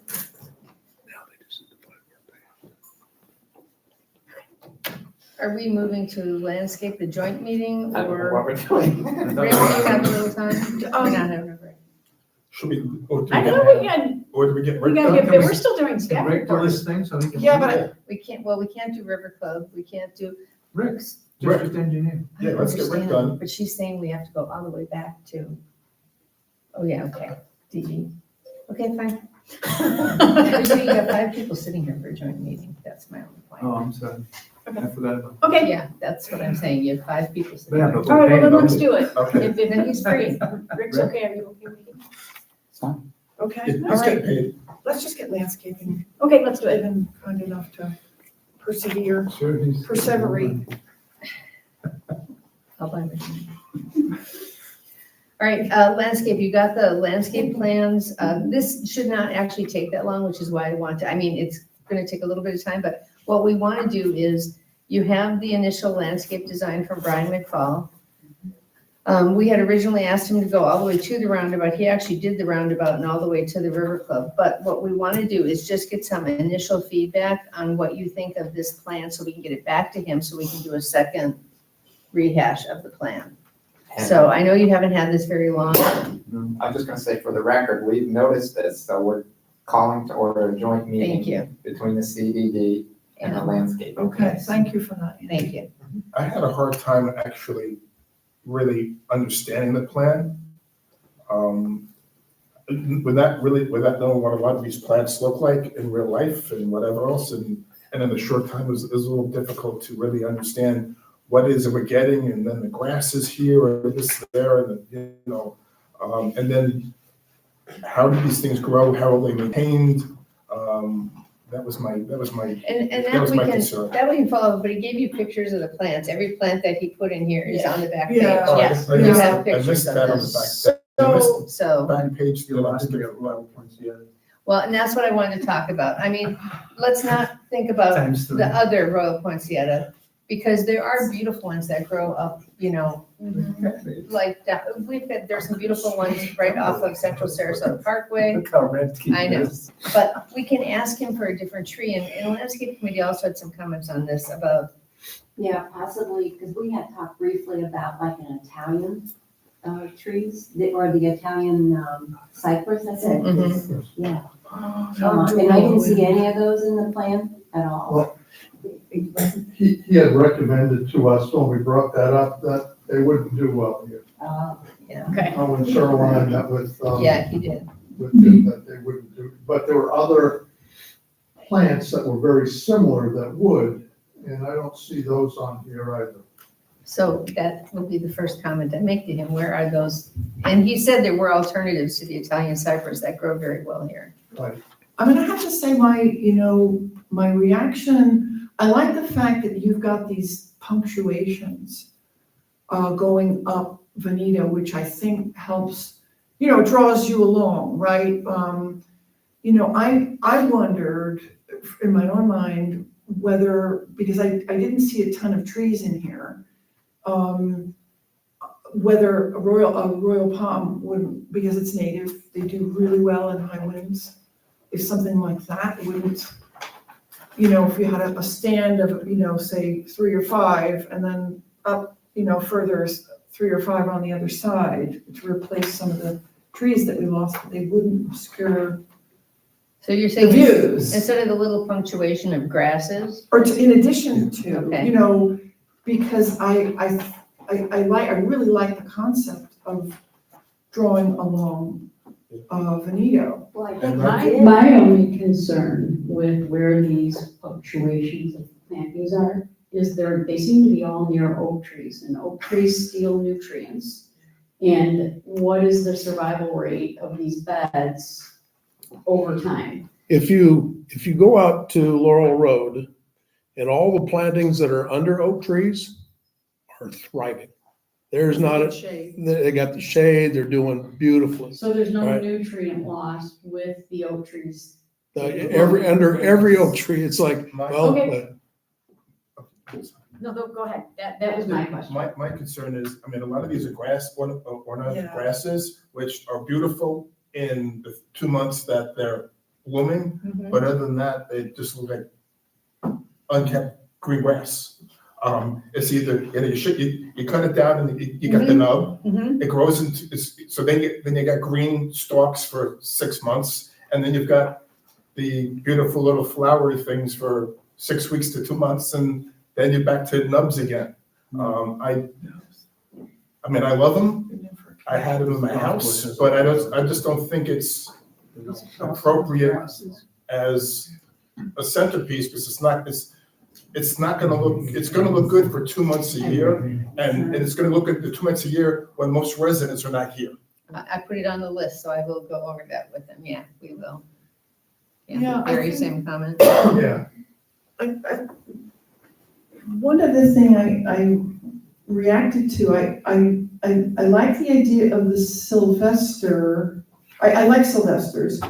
I wondered to myself, and I'm curious if any of you thought, to me, when you come to the circle, the River Club is so pretty that maybe should we not obscure it by any plant that's in the way when you're coming around the roundabout? Is it better to just draw people around the circle and not block it from view? Because to me, the Sylvester may not be in the same scale as the River Club, but it was just a thought I had. Yeah, so that's will be down lower. Lower. You'll drive in. To me, then you're just and- blocking the River Club Yeah, as view opposed to a from the royal, which will circle, be a lot but- taller. And the things about, also the things about Sylvesters, unless you're gonna start really maintaining them properly by doing the diamond cuts and whatever, and as they get taller, it gets harder and more difficult and more expensive, they don't look good. So if you just hack them down and don't do it right, Sylvesters only look best when they're diamond cut and maintained consistently. Mhm. As much as and like I said, I have one and I'm out there constantly diamond cutting it and replaying with it and making sure it looks right. But I see other people on the street that don't do that, and it just looks very unkempt. So my understanding is that we'll receive input from the board, and we'll have an opportunity at the meeting to expand on those. Yeah, we're just looking that for input. comment Yeah. right now. And in order to keep the meeting shorter, there's no. Very. Yeah. That's Yeah.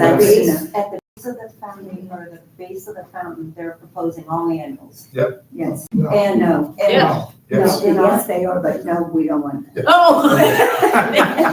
Got it. Yeah. Good, we agree, Yes, we agree. agreed. Okay, that's good. And more or less, they're just keeping what we have with replacing the annuals on just the circumference of that island. No, I think they're putting dwarf Exora as an inside border. Yeah. To keep it lower than the fountain than annuals along the curve. You're right, those are dwarf Exora on the inner curve, which is what is there now. Well, there are 3 plantings right Right, now. right. He's suggesting 2. 2. Annuals on the outside, Exora on the inside. So, And I think the more layers you have, I prefer 3 tiers, better word. Yeah. 3 tiers. That always looks fuller and more substantial And we're than not, 2. yeah.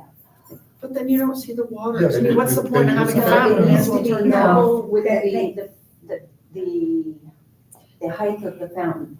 So those Exoras never will get higher than the level of that fountain. Then how do you Or get the- 3 layers? you can do a ground cover as the first layer. There are some very pretty ground covers that stay really tight. And then. Yeah, so you can do a tight ground cover, then you can do annuals and then Exora. And still cut it off at the level of the fountain. I don't. You cut it off at the level. I guess, I mean, I just like. Well, that's because.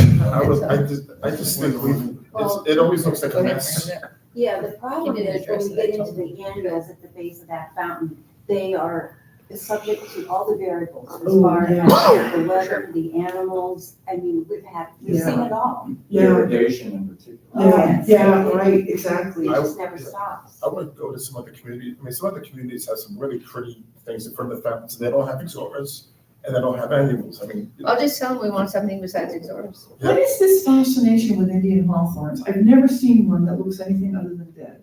I'm serious. Unless there's a new variety, but I never brought that point. And personally, I think variety just looks like weeds, but that's just. And I always find bougainvillea, I mean, I like bougainvillea, but unless they're High maintained. maintenance. Yeah, big unless they're feeders, big maintained, water. a lot, they're high maintenance. There's another issue here that I think we should consider now. We have no idea how much this proposal will cost. Yeah, let's leave that So- aside for now, because we'll get caught in that. I agree with you, Joe, but that's kind of step 2, because we don't know how much. Yeah, I think that's the tricky one, right, Cheryl, because we assess people a whole lot of money. I think they're expecting something Right. Yeah. Right. boomy. Yeah. And we should also have something that's gonna be easily, more easily maintained. Because like I said, bougainvilleas are beautiful, but if you don't maintain them, they become weedy and I ugly. feed mine every 2 weeks. And they then, get and then, gallons and of then they water don't every week. flower, and then when flowers fall off, you have a mess, I mean. Yeah, I put it down here. I will tell him. Too much. That's one of the main concerns I have with all the landscaping that we're doing here. We don't maintain most of our plant material properly.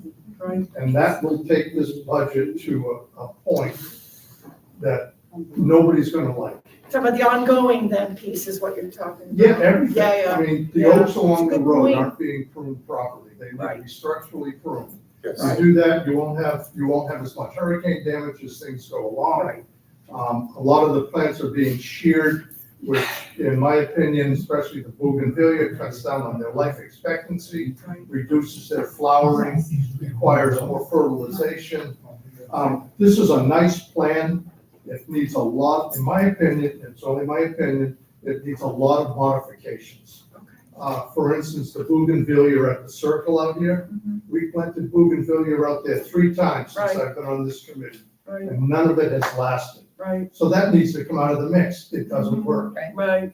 You're right. So there are a lot of factors that we need to put into this. And it's gonna take a thorough walkthrough with us, with the maintenance people, Juniper, with the architect, to get this to where we're going to like it and then be able to maintain it properly once we spend the money. Could I make a suggestion? Because it's something that Tim Carr did with facilities when we were talking about painting the club. I wonder if, like, I could walk the plan with Barbara and Cindy could walk the plan with Harry or something. Yeah. Just out of the Yeah. blue, I'm thinking, I'd love to be able to do that and maybe, because different people are gonna have different perspectives. I agree. Do you think we could wait on that until after we get the initial revisions? Sure. Because I would actually love to Sure. give him some of this feedback and say, Sure. okay, take out the bougainvillea. Nobody likes the Indian hawthorns. Nobody likes the idea around the fountain.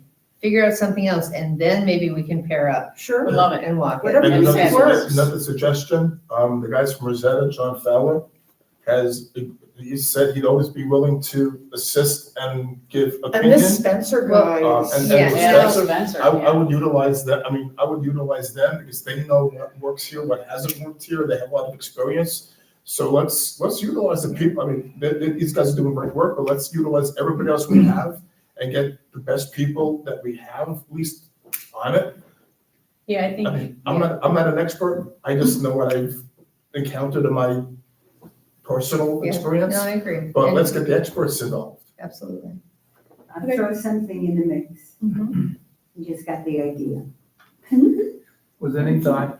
How do we feel? I'm sorry. I'm sorry, I'm Go sorry. ahead. Go ahead, Ron. I can. I just, how do people feel about the fountain? You mean out front? Yeah, Yeah, it's this much water. I was going there too. They used to be a lot Were you? higher. Well, I was going to the whole, we're supposed to be a premier We community don't have premier. and we have with this a piece of dinky water entrance this high. that says nothing. No wow. There's no wow, there's no welcoming, there's, the fountain blows the wind and reclaim water on everybody's car when you're driving down. We should be giving some thought to, how do we change that first impression? Well, I'm not sure we could roll a new fountain. That's landscaping. I don't know that we I mean, that's a different discussion altogether. but- No, get rid of the That was fence. part of this discussion. We did tell Yeah, but him, that's removal of cement and stuff like that. Yeah. Joe, we did tell him that there were no sacred cows here. That, and he didn't comment on any of that, so that was one of my first comments was, you didn't comment at all on the fountain, the lions, the monuments. What do you think about that, and what will make this Yes. look like a premier community? Now, keep in mind, I think that's all grand. We will have to go to the PUD if we start changing any of that.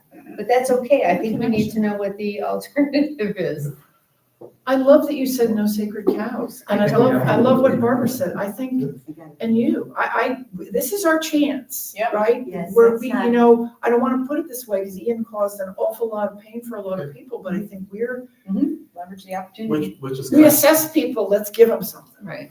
and which is also kind of why I wanted to just try painting the front, to see how changing the painting on that front look, you know, that I might think change that will it. be lipstick on a.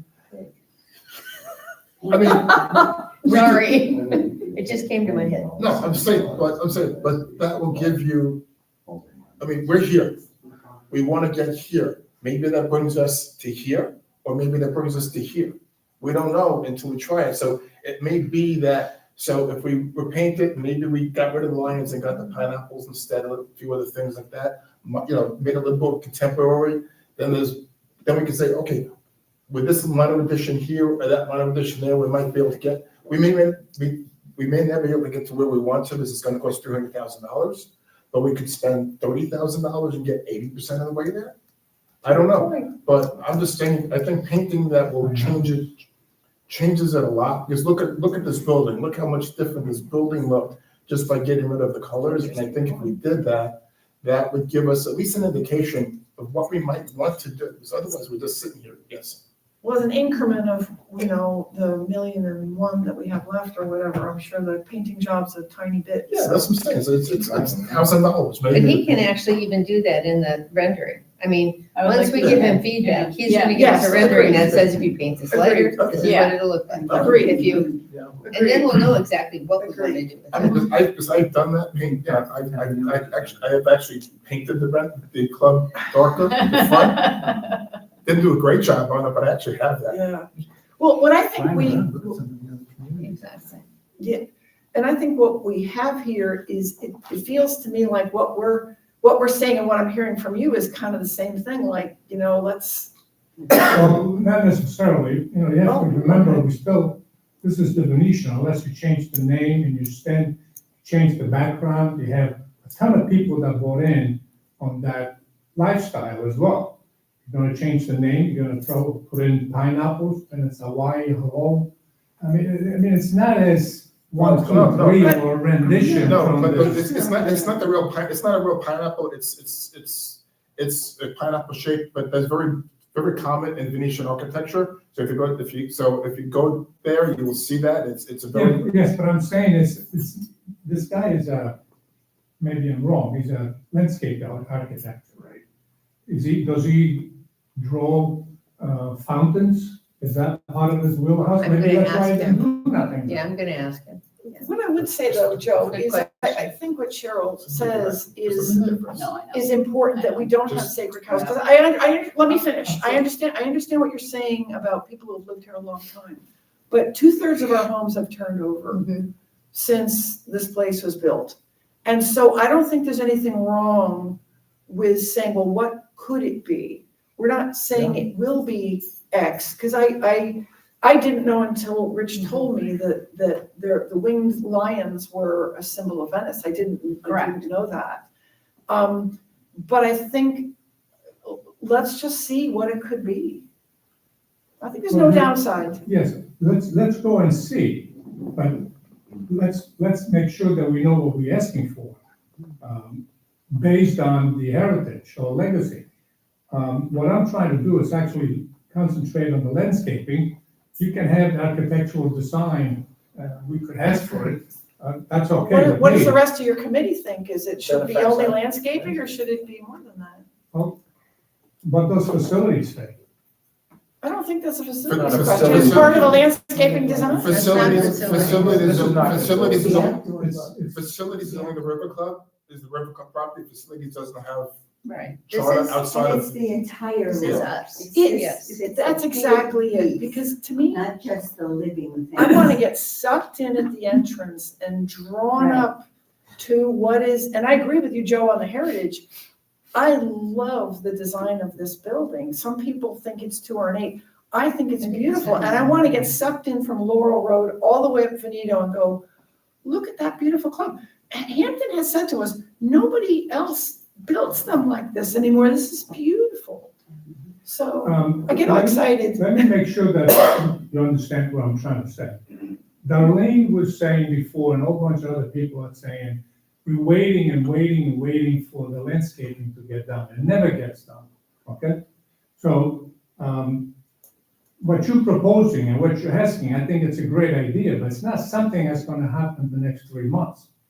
Yeah, well, I think we all understand that. Right, but people still keep on saying why the landscaping doesn't get done. Should we get the landscaping done either as we ask for additional ideas and concentrate on the main purpose of this? No, I don't personally, no, I don't think so. I think it needs to be So it's unified okay to plan. wait, don't do anything, and let the people that. Well, feel what like does they're everybody really else in your involved- community think? I'm curious. What do you all think? I think it's important to understand that when you're on a committee or you're in leadership, you cannot please everyone. People are gonna question Right. you. People are going to disagree with you. You have to stick to what you think. Right. And that's what you're saying. Right. You're sticking to your thought. My thought is that landscaping is everything that you see around. Our landscaping is wanting. I go to communities that are much less fancy than we are, and their landscaping is spectacular, and ours looks like crap. Yeah, because we keep on waiting on getting it Well, done. I don't think it's waiting. I think we've done things piecemeal. We did a little bit of this, a little bit of that. We put up trees Yes. whose calipers are this wide. Right. You can't do that. No. You can't Exactly. put up a tree and say, in 25 years, it's gonna look great. Right. You're Because I'm right. not gonna be You're there. right. You see it. Yes. So we need money, and I know we're not going there, but we need money so that we can do important things, put up big trees, put up solid stuff. The funds are available. The funds are I think it's the available. money. We haven't really Okay, just give them to me, I'll give you.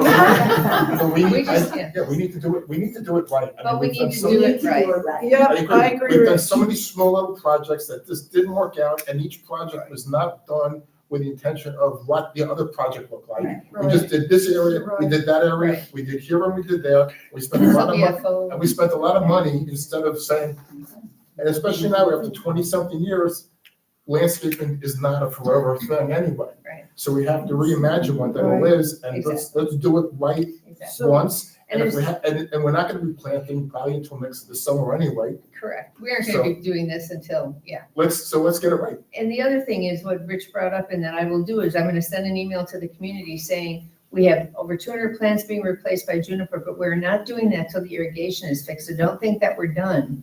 We're working on fixing the irrigation, then we'll get that done. It'll all be nice. And I've had a lot of really positive comments about Laura Road. People are, there's a few areas we all know, Barbara and I know intimately after the walkthrough, that have to be fixed up. But overall, I think it's a good plan. But we need to get to that point with the whole entrance and all the way up to the River Club so that we can all say, we feel good about this plan. Now let's get started. But this needs a whole lot of work. It's just, that's why I want to get those comments. And I'm going to tell them no sacred cows in the front. And in my head, part of it is maybe that whole monument goes away.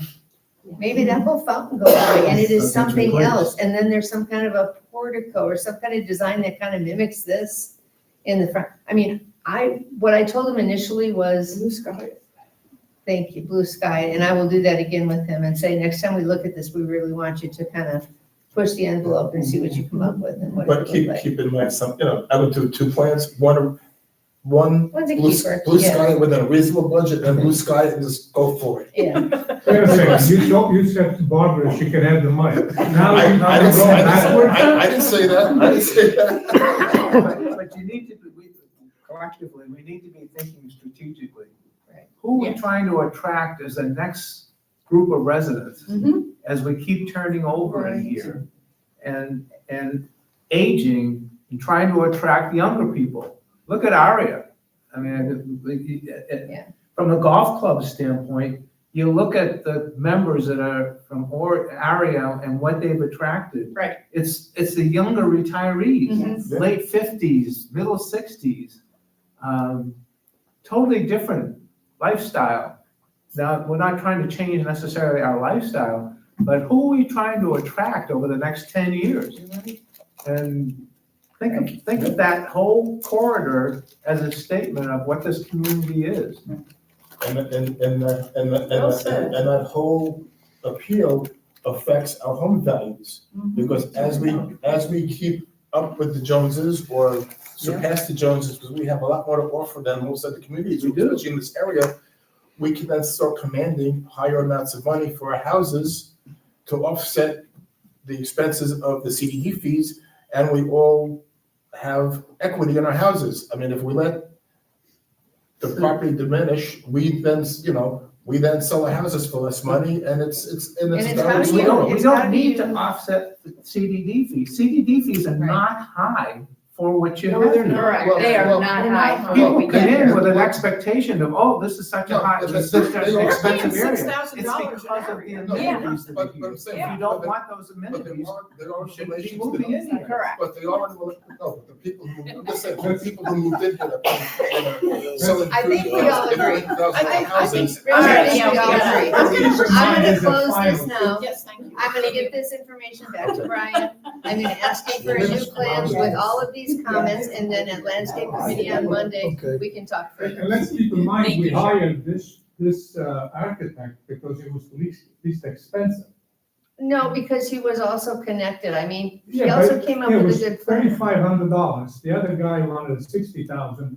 Let's not fool ourselves. You can't say you want to do a grandiose thing and then only have $3 in your pocket. I just want to say this. I don't necessarily agree with you, I but understand. okay. And thank you, you guys. Thank you for And everything thank you, you do. everybody's worked really So hard. a joint workshop is. Keep working on it. But We have no lunch. That's why. Oh, are we adjourning it or we are? Before you adjourn the workshop, can I just ask the landscape committee if they're ever out and about and they see a front entrance that they like, take photographs of it, and they're sort of accumulating some things? This way we can start having something to talk about. Let's continue. I We're think we gonna should continue continue it. it. Okay. We'll continue this joint meeting until the 22nd.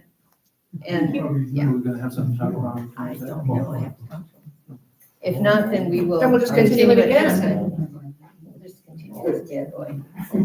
So, hold on. Is this noticed as a joint meeting or a joint workshop? It was noticed as a joint. Meeting. I don't, Belinda, do you know how it was noticed? Okay, folks. Belinda's on mute. Belinda, do you know if this was, Joint meeting or joint workshop? Is joint meeting over? Hold on. See, All right, we'll just do it this way. So if we could get a motion to continue, we'll do it from both ends. Motion to continue today's meeting/workshop to December 22nd at 9:30 at this location. So moved. second?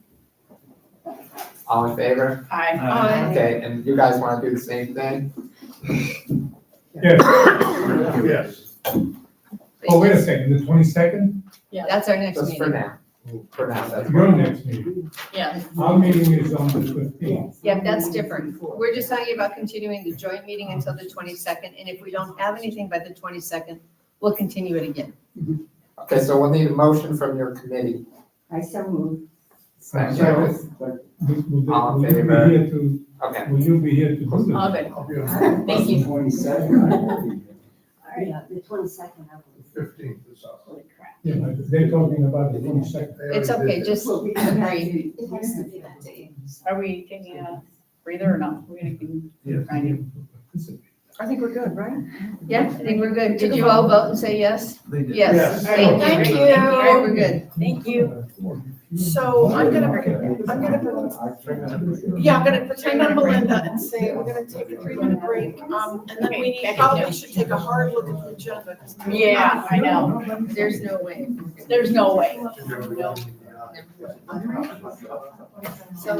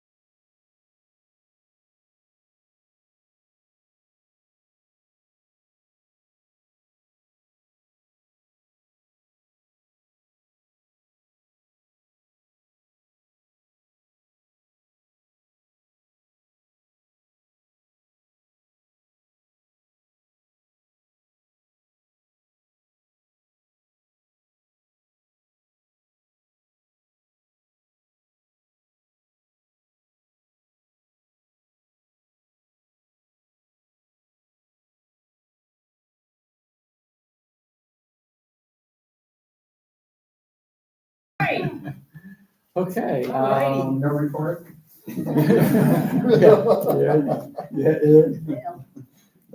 That would be.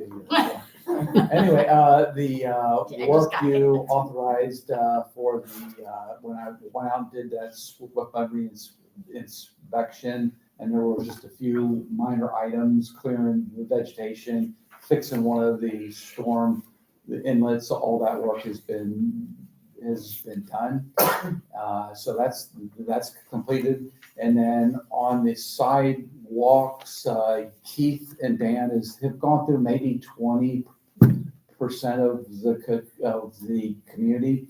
That paint only lasts for so long. So what I like to do is put together the package, just so we could get that piece of it done. And I sent that out to everybody last Tuesday, and we got 2 bids. The low bid was from A&J for $2,073.50. And if Keith could get some more stuff done this week, maybe we could just add on to that. Because I don't anticipate it being a lot, but just in case, I wanted to throw that out. And that does include that spot that Jill, you mentioned down there on Portofino, where that storm, the inlet Oh, was. yes, yeah. And we had partially grinded that before. I get nervous grinding that too much, because that's a slab. So Yeah. my thoughts are, we're gonna bring the sidewalk back up to match that. Yeah. So that's what that is. Can I piggyback on something you got with, so when we were out there marking these sidewalks, and we'd sent pictures to Rick, and he said, where the sidewalk meets driveways and people have put in the new pavers in their sidewalk, some of them are level and some of them are this deep, Some of okay? them are a massive trip hazard. And that's not on us. That's on the homeowner to get those pavers back up to, so I don't know if that letter should come from us or the POA saying you need to get your driveway back up to the level of the sidewalk. Those brick. Maybe it should be a joint. We can't have do a sand joint. Base to them, and over time, the sand settles and the bricks settle. Mhm. If it was a CDD, I would say rip them out and continue with the concrete side walk. So when the residents elect to put in brick pavers, it's their responsibility. So I would think that it would be our responsibility, since the sidewalk, that area is theoretically CDD property, right? That they paved over, that they put the pavers on.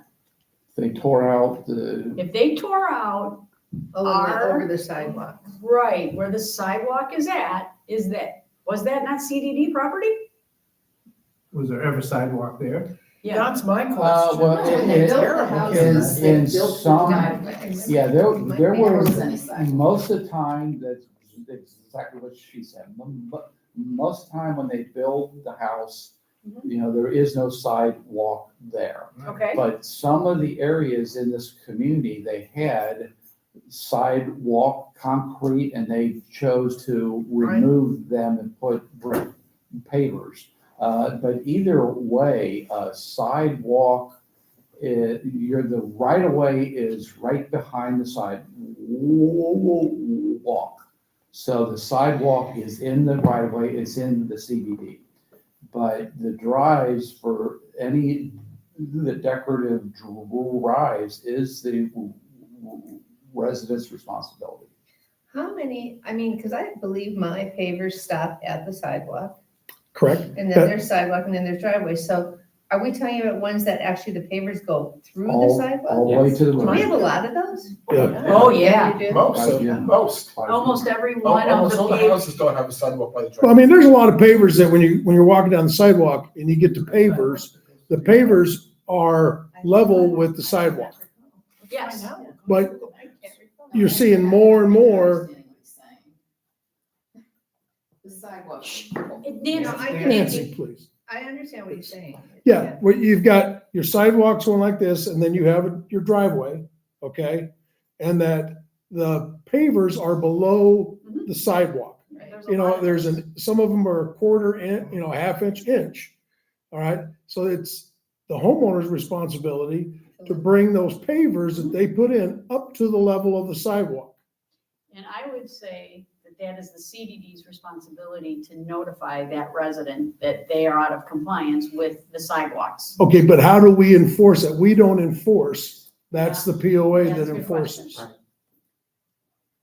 And there's times if your 5 foot sidewalk is right there, the pavers on this part are at grade and these drop that down. Yeah.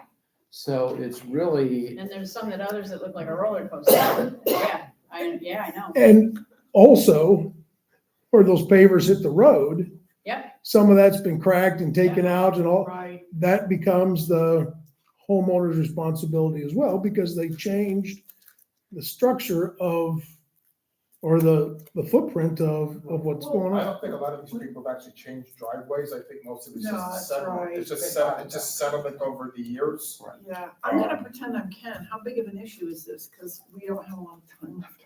Yeah. Okay, yeah, sorry. Do we, if people are gonna repave, or maybe we just, through the POA, tell them they should meet the sidewalk? Yeah, what we could do is when somebody comes in to repave, determine whether or not they're taking out sidewalk or not, and then put that in, is that it has a stipulation that it has to match the sidewalk grade. But are there not homes in here that were done with pavers when it was built and the pavers went all the way to the street? Yes. Done by the builder. Most of them were. Yeah, Most of them done were by the put that builder initially. But the builder's not. And I think what you're saying is right now, because the sidewalk's being redone, that's creating the challenge. we're not grinding that. No. We're saying that's the resident. But if somebody trips and falls on that, That's why every homeowner has insurance. I know, but I'm saying, but we're probably gonna get caught up in that too. But, maybe it's time to send a general notice out to the community saying, hey, by the way, if you have pavers that extend through the sidewalk, they are the sidewalk. You need to make sure. They are public, you need to make sure. Because if there's an accident, you're responsible because you're tripping well. I don't know that I'd go that far. I would just want to say, it's your responsibility. Right. At least for the initial notice, it's your responsibility. Please Don't address forget, it. they have to be level. Right. Well, what if somebody then says, though, I didn't put the pavers there, the pavers were put there by the developer, and the pavers became part of the sidewalk, so that section of pavers They're is still really responsible for sidewalk. And But they're still none were responsible put by for the, it was your builder. And so you are responsible for what your This builder is an does. age-old question in a lot of CDDs. Is Yeah. that Is it- a sidewalk Yeah, or is is it it sidewalk driveway? or is it I driveway? think the way we normally fall is that it's driveway, because if you take it out, you can't get into your. Correct. Oh, interesting. But it's Okay. still public thoroughfare. But it's the homeowner's responsibility. Correct. Maintain it, yep. Another community that I have said, look, if you don't want to fix that, we'll come in, we're gonna saw cut your brick pavers and we're gonna pour sidewalk again. Ooh, I like it. That's how that's how they Yeah, I push think that, through the issue. I still think we should start with phase one, which someone an email to everybody saying, you understand that's your, just to get people up to awareness of that is your responsibility. It has to be level. It cannot be a trip hazard. Agreed, and I'll it take is it to the significant in the ACC. community. Yeah. It is very significant in the community. Yeah. More, so it is a bigger problem, Okay. yeah, Yeah, it's a lot. I mean, it's a lot of places, yeah. so. And that's all I have. Question for so- you. Oh, don't you need a motion? Oh, no, you don't, it's my authority. It's within your authority, but I I was just gonna wanted to. say, just give Rick the ability to go to $4,000 or $5,000, because if more things are gonna start coming in between this week and next week, they just get it all done, so we don't have to go get it done. I have a question before that. Okay. Item number one, it says you're grinding some of the raised sidewalks. We had a prior conversation where we said if there was a sidewalk joint that needed to be ground and there was a an actual, along an oak tree, we were going to just tear that sidewalk up, cut the oak tree roots and then re-pour. Are any of these 17 joints that we're talking about grinding down associated with any kind of oak tree that we should be just tearing up the sidewalk and? I didn't notice them. I know Keith painted them up. I Okay. drove through just to peek at that. So there, down when we get to Pissarro, we're gonna have a bunch of that. But no, these were just. They were not oak tree associated. Okay, perfect, thank you. Okay. And that's all I From have. my house was, but my tree's gone. Thank so- you, Rick. Thank you, Rick. It's not- I wanna go through the Okay. agenda. Yeah, Yeah. I think that's right. So we still have, so on staff reports, I think it's a good suggestion. Does she have a report? District manager? Yeah, I think we should finish up staff reports, then we go through the rest of it. I think there were two that we missed. We missed Andy's report. Yeah. Greg may or may not have more to say. I'll have to talk He's tired of us by now. And then Belinda's report, so But I think the other thing we need to do quickly let's go through is, the agenda. Do you want to do that now? I would say, what business items absolutely cannot be deferred, because we may end up deferring the majority of the business items. I don't think the rules have to be done right now. We would just have to continue it again. We'll just continue it again, but Yeah. that's fine. SOP, is that necessary? No, we can do that on the 22nd. Storm Smart proposal, That can. okay, can that wait? It's up to you. Yeah. 2 more weeks? I Yeah, won't be here for the 22nd, but I think Bill will come. He asked me to let him know whether the 22nd was still on. it or not. is for sure. I will send him an email today and let him know that it's Yep, on. okay, so we'll, That's just how soon do you want outdoor dining? well, I think my question on that would be, those are probably not the right roll downs anyway, because those They are aren't. hurricane roll downs. You don't want to sit in back of those. and I think find- those include screen and hurricane roll downs, so I think that quote can be backed off on and we're also gonna need more quotes anyway. Well, I think what- it's so a what big if- conversation. Yeah, exactly. What if Yeah. we'll continue, you and I'll talk about it, and then we'll figure out what to do on the 22nd. Perfect. Okay, so that's a defer, we're deferring the SOP, right? Yes. Monetary threshold, I think we can wait 2 more weeks. We waited this long. Yeah. Yeah. For which? F, G, we can wait because it's not, we're still, yeah. Oh, that's a quick conversation. Yeah, we could do what you want. We can just take care of it. Sure, we'll do G quickly. I would really like to defer H because I haven't had a chance to talk to anybody. I agree. Me too. Okay. So, I was really surprised at how many people. I would like not to defer La Sala, because I can go through it quickly and hand some stuff to you, and then after looking at it, if you feel you want to defer it for 2 weeks, we can. J and K, I don't know what K is. I have no idea. what- oh, J, Jay will be part of my. okay, Okay, okay, that's great. Andy's. Thank And And what's K? Is that Kay would also be part of that, right? Well, Andy wasn't here for what J&K? Tim mentioned, so, Well, K is I want to- potential conflict of golf club members. That's what Tim yeah, mentioned. that's what Tim mentioned, yeah. I wasn't here for, I've Actually, seen some correspondence. Yeah. but I We're wasn't here like, for. we're gonna need a Yeah, legal who put it opinion. on the Who put it on agenda? the agenda? I did. Oh, you did, okay. So we're gonna Rich talk did. about that one? So that'll be Andy, okay. L, I don't even know. I put that You on, have I that. put that on there, because Andy and I had some conversations okay, so Andy can talk about that. about the parking lot, what is a parking lot, will be private Okay, versus the and building. What's your opinion? So, yeah, we can just get that approved for Hampton. And we can, Okay. and we can, Okay, and sounds that can be, that doesn't Now, have to be today. Just so you all know, there's one more thing that I will need to add, but it's quick. It's that, those 2 proposals you got for IT infrastructure Oh, yeah, upgrade. yeah. We do need to do that Okay, cool. today, so. I was Justin. hoping to add the approval of the capital CapEx project Form, procedure. I would just do it. Okay. If we can do it. Okay, Because I think the sooner we get. on okay, that, well, we have a few minutes, yeah, we can get through Okay. it. Okay, so then, Andy. I think Andy, we're, you're up. Andy is up, yeah. Okay. So, the main item to discuss with the board is path forward with regards to Vesta. So, Certainly I'm gonna lean on Rich and the work that he's done, but we need to decide how you want to move forward.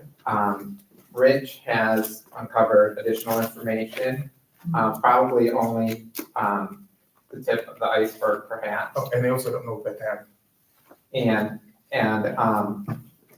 I know that Rich, I think we even mentioned this at the last meeting, had an opportunity to go to the storage unit, things are like a mess. We had a couple of conversations, Rich and I did, with Darren Quam, who is the special counsel that we were going to be utilizing. I don't think I'm speaking out of turn. Rich is not comfortable using Darren, so the thought was that we would we need a litigator, it's, beyond my expertise. So we need to work with somebody different to move forward. That's sort of my intro. Go ahead. Just to let you know, so the reason I'm suggesting that is, so Andy and I had a conversation with Darren once, whatever, and then they asked me to get screenshots of all of the files that they had, explaining what was there, what wasn't there, all the issues that we're having. So I went and I couldn't find I couldn't really get a screenshot, but I sent Andy and Darren the information that was sent forward to you guys to explain all of the issues that I've uncovered, but I really can't show you the file mismanagement because I would have to do like 20 screenshots just to show you one file to go from here to here to here to here to here. And I said, I can't do that. I said that maybe we get a conference call going. Darren doesn't respond. Send another email out, basically said, here's more information, more things I uncovered. Darren doesn't respond. Third, a few days later, I find more stuff. Darren doesn't respond. So finally, Andy gets Darren to respond, but Darren starts responding, well, we need a forensic accountant. I said, Darren, we don't have the information. The files are a mess. But we need then it keeps going back and forth, forensic accountant. So, and I had a conversation with Andy and said, wait a minute, we were talking about getting files. We were talking about figuring out how to go forward to get the information we wanted, and he's back to forensic accountant, and I can't get him off understanding the conversations that we had. So I said, I'm not sure either he's so busy that he didn't remember the conversation we had 2 weeks ago and doesn't understand where we are today, or he's losing it. I said, but I can't keep on spending hours with an attorney to discuss what we discussed, but you're ignoring everything I'm saying to you. So that's kind of where Andy and I kind of agreed to find somebody else. So I just wanted to bring you guys up to speed with that. Is that pretty accurate? I think so. So Andy, is your recommendation that we find a litigator for this? I mean, this is still up for board discussion. Yeah. That's why you guys get the big bucks. I like to say that. But, so, I'm not making a recommendation. I'm saying if you are moving forward, then yes, you need to litigate, okay? I'm saying that for sure. But the question as to what we're doing as next steps and things along those lines, that's up for discussion. Well, I was just gonna say that, because Andy and I have been speaking about many things, and one of the things that we were talking about was this, and I think I iterated to my thinking, Andy, was that, we either decide to do nothing, we investigate further, or we go ahead and agree to just jump a little bit more. At least in my thinking, that's where we go, jump to a litigator, one of those three. I don't know, but does that make sense? Are those kind of the options? There's a couple problems. There's a couple things that we have. So the files that we have and the records are a disaster. Yeah. It doesn't mean they're inaccurate. Yeah. They're just messy. No, there's stuff there's probably stuff missing. I just can't find stuff. Okay.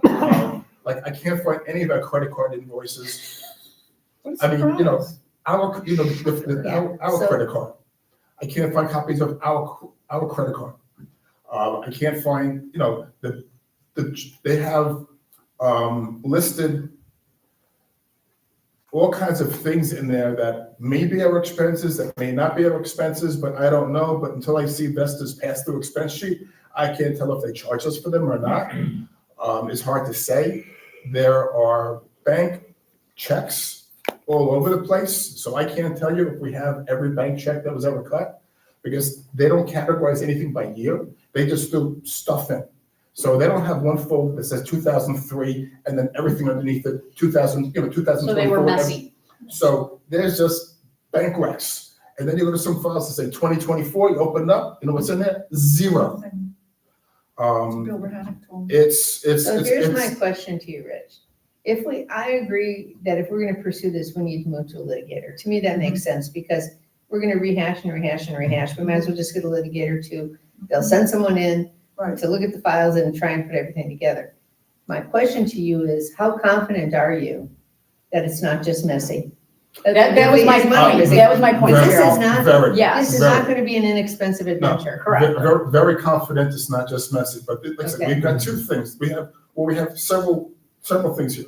One is getting our records.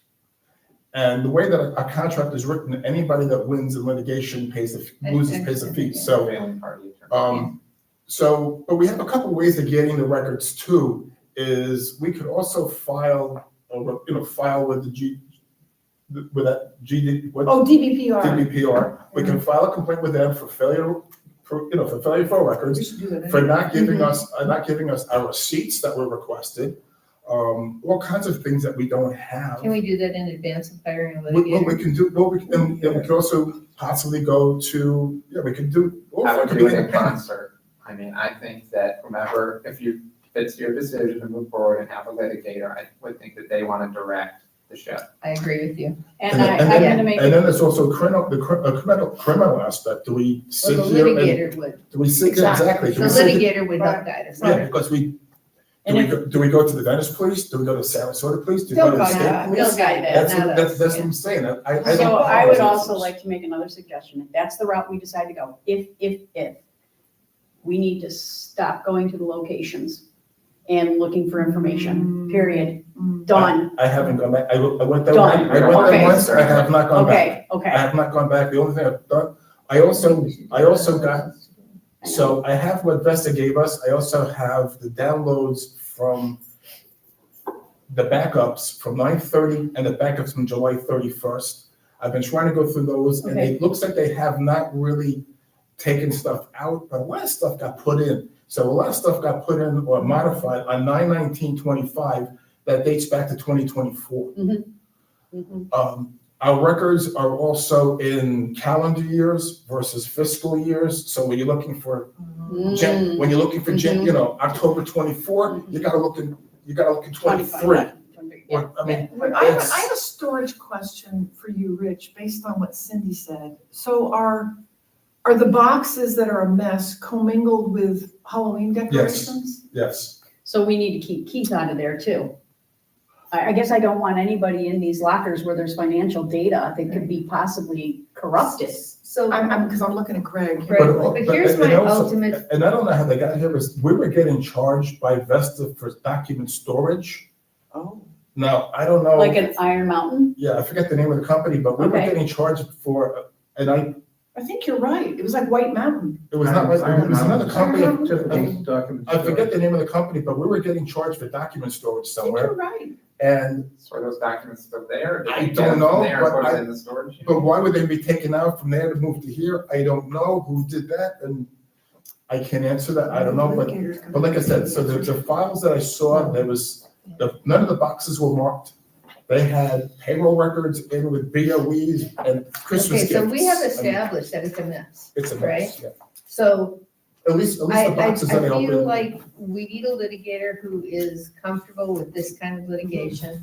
And then I feel like we need kind of a not to exceed and a report back to say, are you finding that it's messy or are you finding that we actually probably have lost money? Correct. Because That's where I was going, if it's Cheryl. such a mess, I'm like, and the budget is the budget and the budget has been pretty similar year to year. But it's, What's the I mean, you saw those receipts of stuff that got shipped off to West Chorley. Yeah, that was pretty horrifying. And to her person. And a violation of. And to her house. Yeah. And 500 ID tags going to Vesta, that cost us $1,000. Yeah, You know. litigator at $400 an hour is gonna go pretty darn No, fast. I is all. I'm trying to weigh no, the. I get that, but if you really, and if you look at the other couple of months that I sent you about these excessive, Mhm. again, Sunday night up in wherever Julie lived, there's these Can I- expenses. Can I make a It suggestion? could be, what Tim said, it could be 200,000, up to 200,000. All right, so wait a minute, no, all right, so what I Let's want, what not I throw wanna numbers do. like that. Right, No, exactly, we have no exactly. idea. So here's my recommendation, hold on a second, we have We have funded, no idea. we have funded, right, a budget loss for the past couple of years. We know what that exceed is. We also know what our normal operating charges are from that over exceeding. That should give you your gap as to what they could have possibly have taken from us. So does that make sense to everybody? What I'm saying here is if, we blew our subsidy, let's say by $100,000 last year, right? We know that some of that money is justifiable based on the expenses that we had. Then there's this chunk of it that's not. So let's say $75,000 of it was understandable. We expected it. We were going to blow the budget, whatever. The other 25,000 then becomes in question. Is there a way for us to generally back into that number? Cindy, if you look at where the budget misses were. Yeah. That's what I'm The saying. vast majority was in salaries and benefits. Right, that's right. Okay, so if that's what it was, Ken, then my point being is this number's not as big. No, that's not true, because. It can't be hundreds of thousands. That's my point. No, I'm talking about over the years. I'm not talking each year. I'm talking cumulative. I'm talking about $50,000 a year on the F&B side, and then we also have the Amazon side, which that one I can't possibly figure out, because that one is really so subjective. It's everything that's shipped here, and we don't know if it got used here or not. But I can tell you that a Publix receipt on Sunday night for 3 pounds of beef tips and 3 cans of Rayo soup is not for the River Club. So Probably, we don't know that, but probably, so let's even assume it's So not. I'm To Cindy's point, if you're gonna spend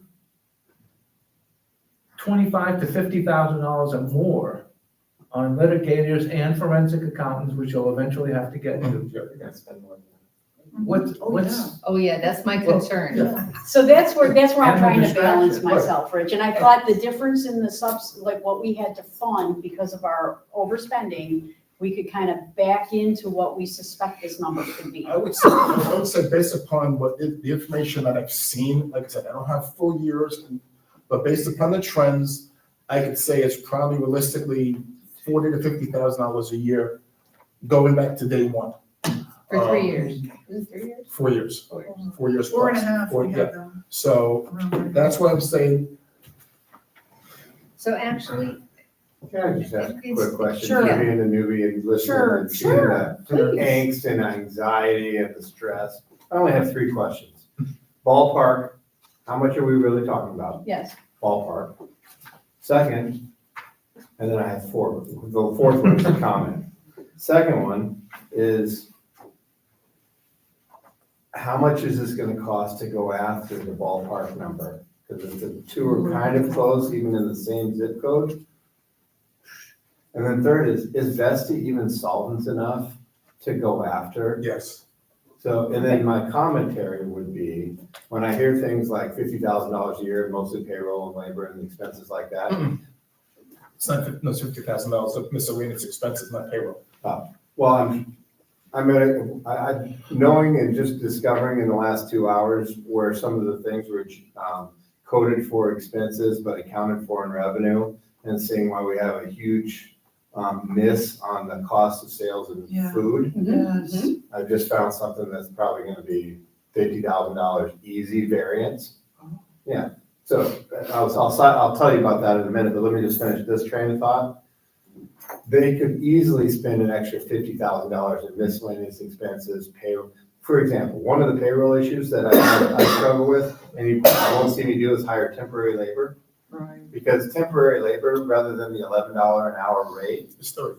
Yes, so you're talking about 3 times, and they use temporary labor every month, every payroll. Huge. Yeah. So if they budgeted one number based on our hourly rate, and they were using temporary labor, you got 3 times the expense Right. every payroll. Oh. so So we know. Yeah, we know. The Good. biggest variance is in salaries. Yeah. So my outsider comment or overview would be, unless we're talking about, I'm gonna guess litigation for something like this is gonna be $100,000 plus-ish, $200,000, just a guess, $200,000 plus-ish. And I got the over there. Oh, yeah. Unless you're talking about 3, 4, 5, 6 in fraud, I would file a complaint, chalk it up to a lesson learned, look at the positive that we've got Hampton that is so detailed. Yeah. That's my 2 cents. Well, the one thing is that we don't know the extent, but by filing a lawsuit, at least you get in front of the judge, and or what the DPPR, maybe one of the others can do, is to get all of the records that we've been requesting. Because we don't know what we don't know. And here's the, I don't think they know. I don't think, yeah, I don't know I don't that you're think gonna get they the know. records no Oh, matter there was what. such a mess. That's the problem. So you've I don't got know a that mess it's- and they're incomplete. I think they have a lot more than they're owning up to. Because stuff would show up and then disappear. It would show up and disappear. So they were very sloppy in what they did, but they were always making sure that they got their money somehow. So they were pulling the money out of operations, so they knew what these expenses were. So they had to have seen something from someplace. So let me ask a question then of Andy. Because we could go round and around like this for a couple hours. If do you know enough from us, or probably more than enough, to either do some investigation or to root out somebody who might be a potential litigator who would look at this and say, it makes sense or it doesn't make sense, I don't know enough? I mean, I found the first one, which wasn't a good fit, but I'm willing to, talk to some contacts and try and find someone additional. Because, because I think, Cheryl kept saying it, and I agree, I think we're all saying it, that, if that may at least be somebody who can advise us that, maybe litigation, at least full on to the end conclusion litigation, isn't gonna get us there, but litigation often gets you to settlement. We see about 90% of the cases.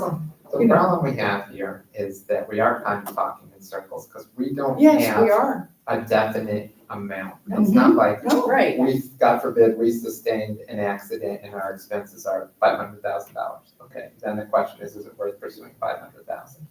Rich has done a lot of work. Massive amount uncover, of work, yes. What's probably, or maybe not, but seems to be just the tip of the iceberg. So that's the challenge. That's why we're having these mental discussions, because we don't know what the damages are yet. So do you feel that you could reach out to somebody, or do we just not even have enough now? I mean, I can reach out to somebody and see what they have to say. We started with Darren. I used Darren on another case for a CDD in Tampa. Right. We got a very good result. Right. That's why I started with him. But it wasn't, we settled that case, by the way.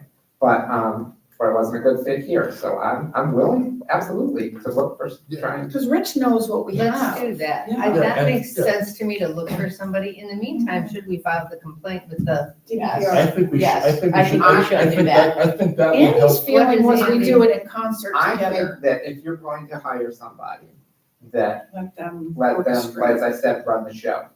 Okay. So we I can always. don't want to discuss do limitations. anything to prejudice what they think their case might be. I'm just worried about the statute of limitations, because there are statute of limitations here. That's what I just said. Is there a Some of these statute on things, the, on the yes. complaint? It's four, I went back in Florida, it's 4 years on fraud, so we're just, We're at that cut. Yes, we're getting there, so every time we. At 4 years yet. It's also from when you just discovered. Oh, it's just Yeah. discovery, it's not the historical It's not- data going back and forth. Right, if they hide something from you for 4 years, and then you just discover it, doesn't mean that the 4 years ran it. Okay. Oh, You know, okay, okay, good. all right, okay, that's So good, we're fine okay. on Okay, that. so we're That's- good. okay. So can we But- move forward but- with you trying to find But somebody? we can do two things here, okay, if you'd like, is yes, I can move forward trying to find somebody. Great. And certainly at the same time, I can have, one of our associates just confirm the statute of limitations on fraud action as well as DPPR Yes. complaint. I'm asking AI, you know. Yeah, that'd be because- great. Perplexing. Yeah, because I did look at it, because there's 4 years on something, there's 5, There's there's 4, there's and 5, on some are something else, 2, but yeah. it's always has to do with when you discover it. Okay. Because it has That to I do with did- sitting on your hand. That I did not You realize. discover it, and then you sit there for 4 years and do nothing. Okay, that. Okay. That's a definition, that- I wasn't I had no aware of idea. that. Okay. Okay. Could reasonably have been. So we have a quick, What's the guy down front? What's the likelihood of us, even if we prove something and win something, what's the likelihood that legal fees would be recovered? It's in the contract. Doesn't matter. It doesn't matter, you're correct. it would be a settlement. In Florida, Yeah. you start with the premise that everyone bears their own attorney's fees and costs, unless there is a statute on point, like a landlord-tenant matter says landlord and tenant sue each other, you get your attorney's fees. A contract provision, which we have. There's another complicated basis with proposals for settlement and such, which could come into play. But even with the contract amount, it will be up to the trier of fact. Let's say we sued for $5 million and we recovered $500. Let's just say that, okay? Then court could determine you're not actually the prevailing party. Or we win on some counts, they win on some counts. It is very common that the court likes to look for equity and they might say, okay, everybody bears their own attorney's fees. It's a possibility. I don't have a crystal ball, but you are right that just because it's in the contract, it's not a guarantee. My experience over the last 40 years has been, I've never seen a party recover their legal expenses. Oh, I have. On a business, I've seen it on a go business either suit. way. I have, but I've also seen them not. Well, you've seen a lot more than I have, but, Probably true. and look at our last venture this way with the city of Venice. Oh, yeah. Never We sure. spent That's $100,000. in my Perfect, we have the mind. money. That's in my Yes. mind. And Yes. I'm not looking, Got none of those back, and the way I see it, I'm not looking to go to court. but the city did settle for the 100,000, so we came out Yeah. break even. Yeah, I'm not looking to go to court. I'm not looking to go to court and settle it, and go in front of a jury. I'm hoping that we could get, first off, we need our documents. We need our legitimate documents that we need. And then we need to figure out from that what this really is. And then if we really do have enough evidence of what this really is, to then hopefully settle.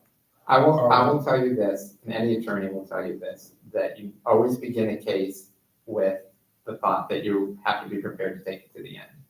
So, don't ever begin a case thinking, oh, well, we're just gonna file this and settle out. Well, we could also stop at some point, but if we get the criminal and we get the DDPR as our path to flesh on that aspect of it, because obviously I'm not looking to spend more money to go chasing bad money if we can't get that bad Well, I money think back. that's why the investigation. And if there are no records, if nobody can turn up the records, it's never gonna be resolved, but I have one question for you, Andy. But then again, but a litigator would tell us, but because if they charged us for money and they don't have the backup, then we could, the claim is you have. But there's no claim then, because you can't prove anything. So can I ask a question? What damage?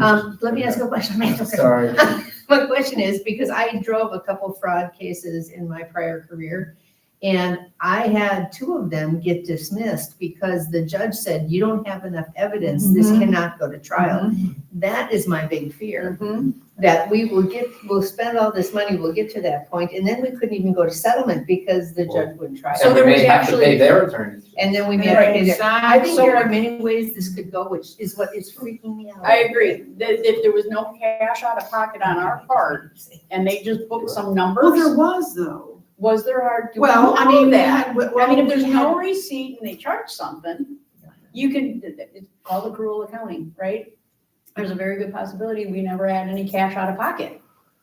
There's that game that can be played as well, so we have to be, and that was gonna be my next No, but question to Andy. if they took money out of, if they have an invoice, a vested pass-through invoice without any backup If they against have- it, If they actually took the cash, yeah, we took the cash. and then how do you, all right, and there's but there's no statements or no backup documentation, how do you know it was for that?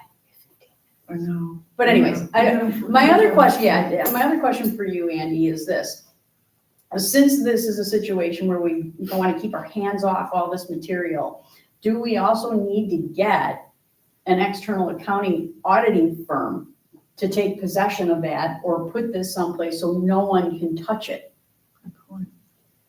Maybe, I mean, again, that's something It's a we have question to for get litigator. advice on. Yeah, Right, we did already send them a letter, as you'll recall, that said don't Preservation. destroy any records. Right. We did already do that. I just don't want any suspicion, you know what I mean? Yeah. That's what I But you also want. have to realize though, if Vesta was reimbursing Julie for these expenses, Vesta would need to have the actual expense, would have to have the receipts, so they can justify the expense to pay her. Otherwise, they're paying her money without any documentation. So who would Vesta reimburse Julie $5,000 a month for, because she said so? Therein lies the big question, and I think that's what, I mean, I think maybe next step is if you can see if there is a litigator who maybe would even talk to us. Exactly. And say, you know, maybe, you know, let's run through all these scenarios and Right. see what they think, given what Rich knows, because I'm Right. really in a quandary about how much to spend when That's we right. don't know what Yeah, I it agree is. with that. That's my, Yes. and That's a having problem. had the experience where we got kicked out anyway, And and what- knowing what was done. And it was too complicated. We couldn't, there was no 100% proof because of nothing on the back end. And, yeah, so I'm just really. And if we did file a suit, even just as a placeholder, we then get to have shade meetings. We would. So we can actually not have. Yeah. Okay. All right, so All we right, have, so anyways, we have okay, way we can find forward. a All right, litigator. so let me just make sure I know what my direction is, which is to research a potential litigator. And also, it's a good idea to take a look at the statute of limitations on a DBPR action and any other, and other potential cause of action that we know of now. And criminal, yeah, like criminal, fraud, criminal, things yeah, along yeah. those lines. How much have we spent so far? I don't have a tally for you, but I don't believe that it is significant. How I much mean- do we spend on Darren and that? Wasn't Darren there a on it. $5,000 retainer or something? There, Once we see 10. I don't, I can't see I don't that, trust mine. I can't see Darren spending more than 3 hours. I agree. I don't care what he spent on it, how much did we spend? No, I'm saying, he could not have spent more than 3 hours And on I don't it, so. remember if there were, I know it was $400 an hour. Okay. Yeah. Okay. Or just straight billing A and favor to us, and I don't no remember, retainer? I don't remember if there was a retainer or not, I just don't, but I can review his engagement better. And how much have you spent? I can quantify it, but You have to parse it out with all the other stuff. $28,000. I've been on the phone over 2 hours. a day No, for the last- no. All right, so you have Right. a general direction. Yes. You know where Yeah. you're going. Thank and I you. will check his engagement correspondence. So was Vesta the only thing you had for us? Because we have a couple things for you. Sure. Unless you're completely sick of me by now. Sorry, I have one more thing. Oh, you go ahead, I'm sorry. No. I would like Greg to address the issue of access to where those records are at offsite. Since they are not in document storage, they are sitting just in a storage locker. I would like limited access to that particular locker where those documents are at. Yeah, Keith has the key. You may not like this, but I have never seen or been to either one of our offsite storage. Understood. So my favor to you is that whoever has that key, Is that where they are? Is in Yes. Keith's Christmas decoration storage locker? Yeah, there's 2 lockers, one's got old decorations, one has boxes Thank you. and some decorations and glassware and other stuff. I Yes, am it's- asking Greg to get that key from Keith.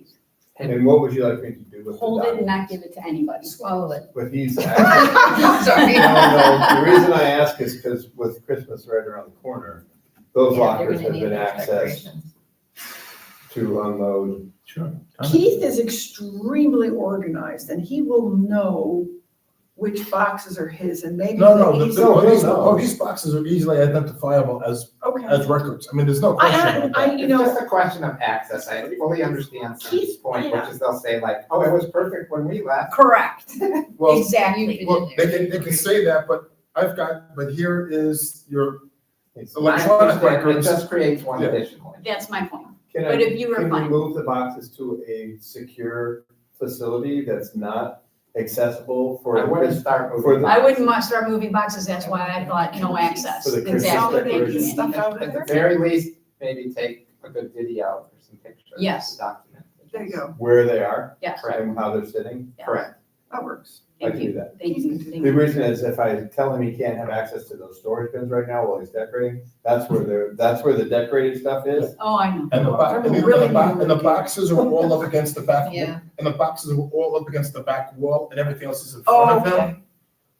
So actually, to Well, even, just put a sheet over to them. even get to the boxes, I had to move a lot of stuff around, and Okay, then, okay. Okay. Yep, Well, we'll thank take you. pictures I of just want to that. make sure we're covered. That's fine. Thank and like you. I said, Thank you. I saw the Okay. two boxes, and I said, you know what? I didn't wanna, this is bad, and I didn't wanna be involved in touching And it anymore. Melinda says we spent $2,574 on Dan. Okay. Okay, thank you. Thank you, Belinda. Thank you, Belinda. So, So Probably the same on you. ask me the question. so the first, well, let me get to, well, they're both challenging. We had another discussion, about a suspension, unfortunately, over through the workshop. Okay. It was,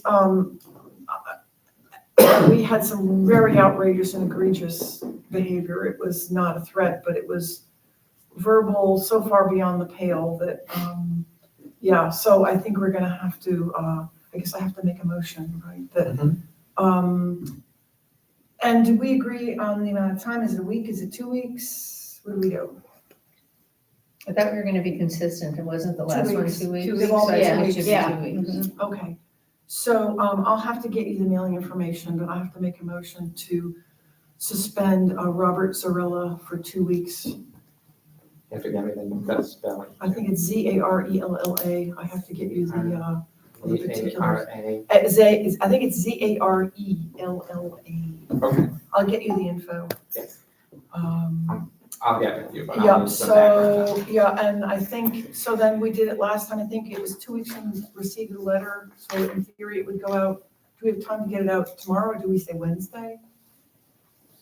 What's safer, based on your schedule? Sorry. That's okay. I can get it out within the next 2 days, I'm sure.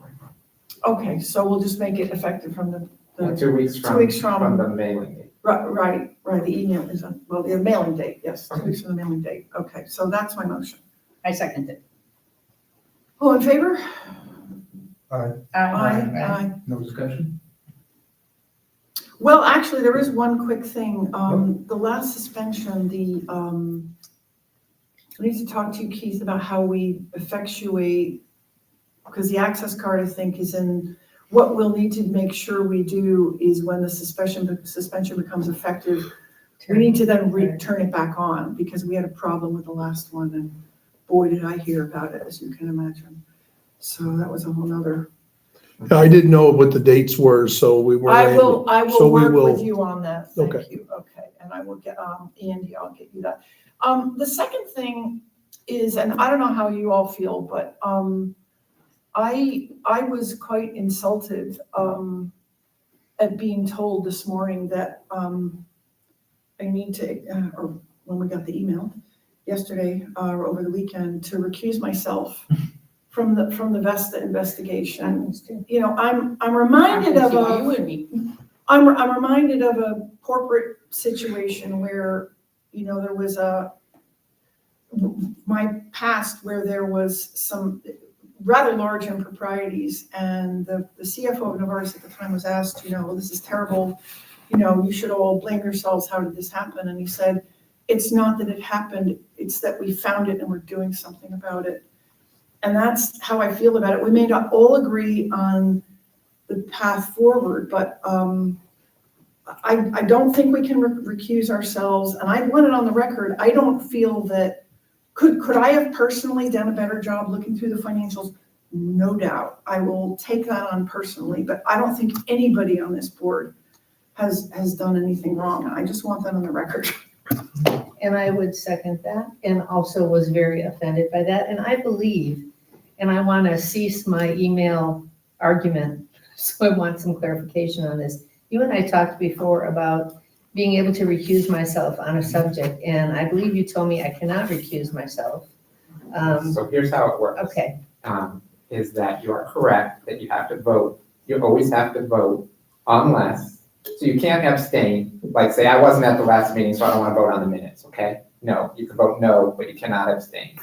So you always have to vote on matters unless you have a conflict of interest. And in that case, then you are compelled to recuse yourself. You announce your conflict on the record and you file something called a Form 8B.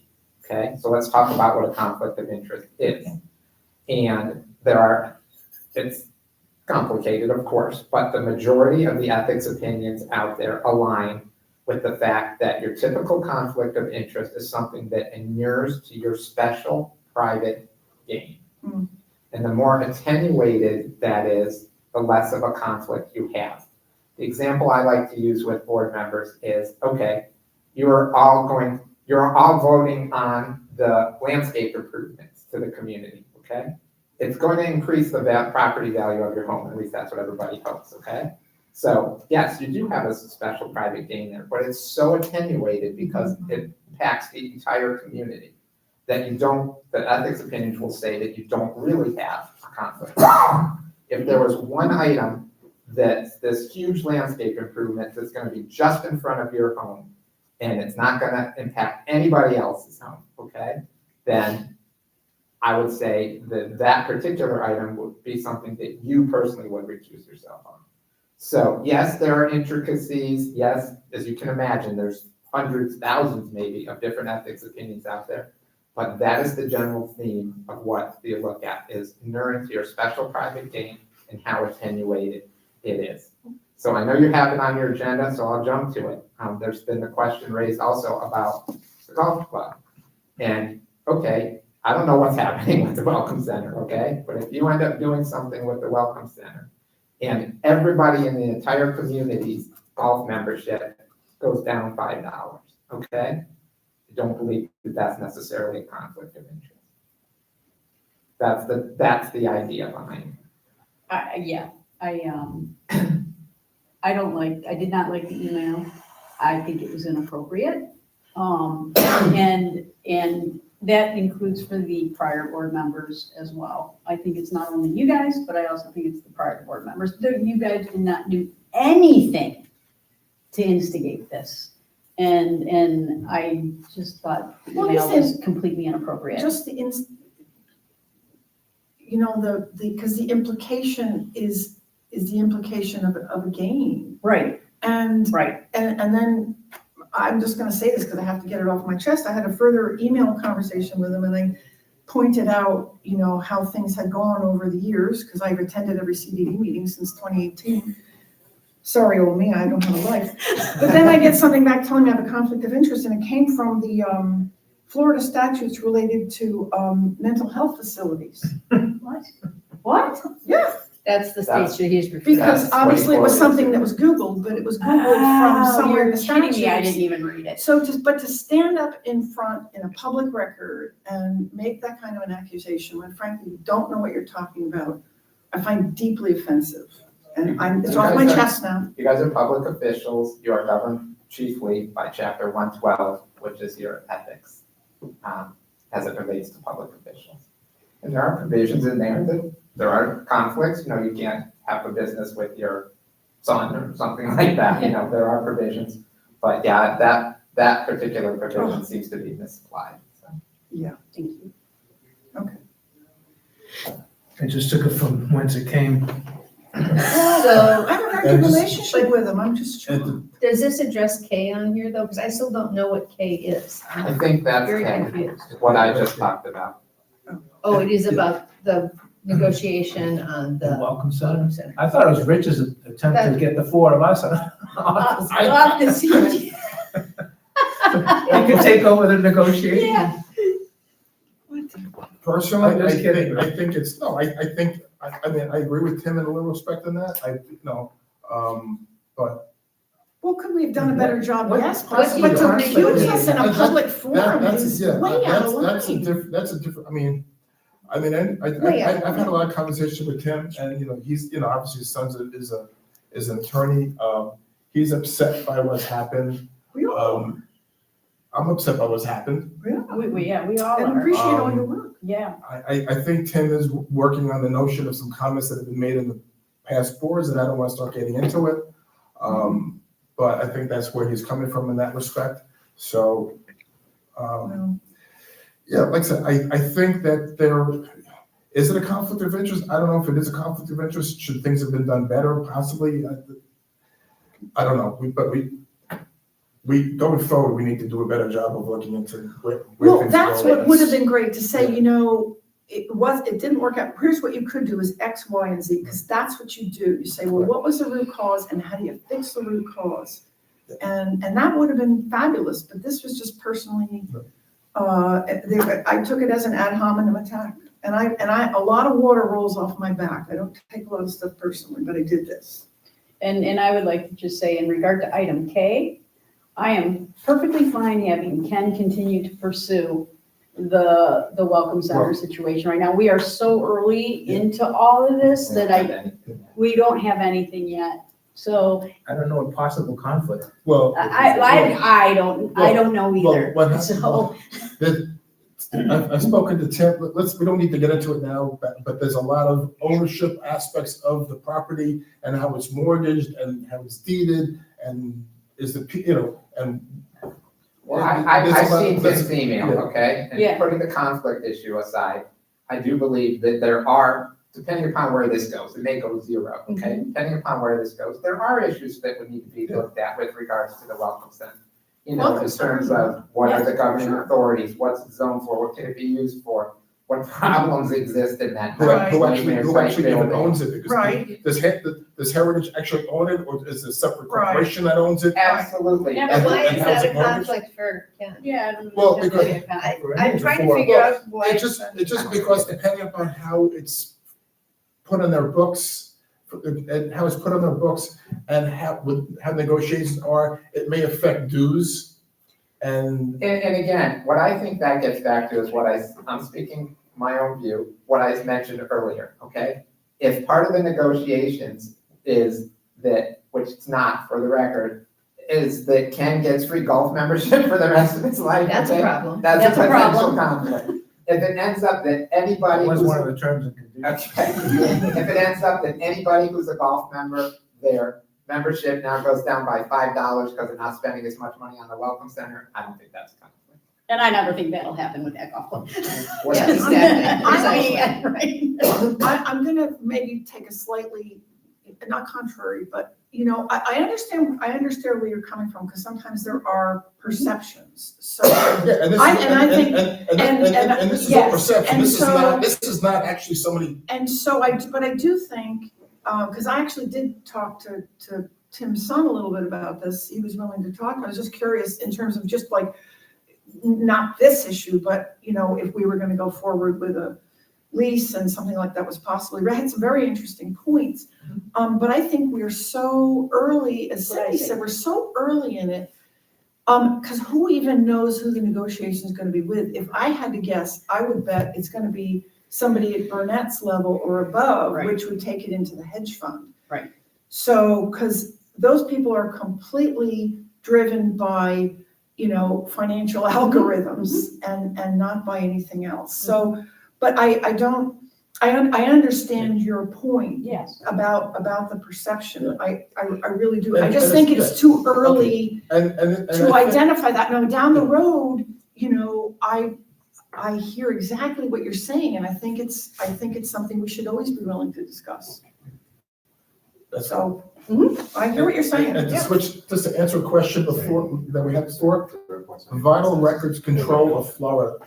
We've gotten billed since 2022 through 2024. I don't have 2025 jail here, but so our records have been stored. We're getting What's it charged. called? Vital Records Control of Florida. Oh, okay. We've been charged $140 a month for them, or maybe we've been charged twice possibly, I don't know. But we've been charged so our records were being held. Is that what that is, Vital or is that for Records. personnel stuff? That's what I'm wondering. Is Vital Records is something different than like a White Mountain, Iron Mountain, whatever those are? I went back on, this is records, It's records. They're boxes, but does it say how many boxes? No, but Okay, all right. But It could Vital- be personnel records. It could be also. It's document storage and records management services. That's, that's what they do. Okay, So, okay. Their management solution includes offsite storage, scanning, and secure shredding services with Tampa companies and then by. Okay, So when they you hear are, vital records, It might be next to the. Right.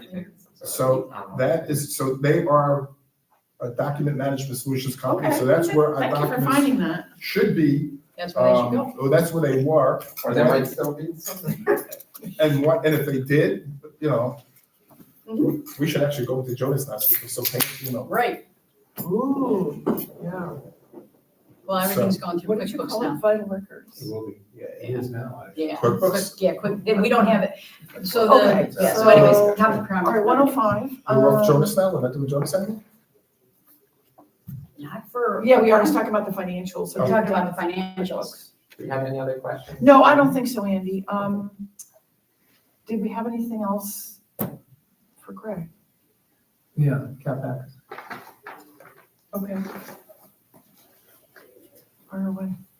The CapEx form looked fine. Yeah. I mean, it's So, a yeah, form, it's not a. Yeah, Okay. We met, the finance committee met with Greg and Carol Grail, talked about it. Yep. They thought it was It's a great idea. excellent and Super idea. modeled after Hamptons. Make a motion. great. I'd like to make a motion that we approve the CapEx policy as submitted to the board as our ongoing reserve and capital spending policy, Second. if I can find it. All in favor? Aye. Aye. We don't got it.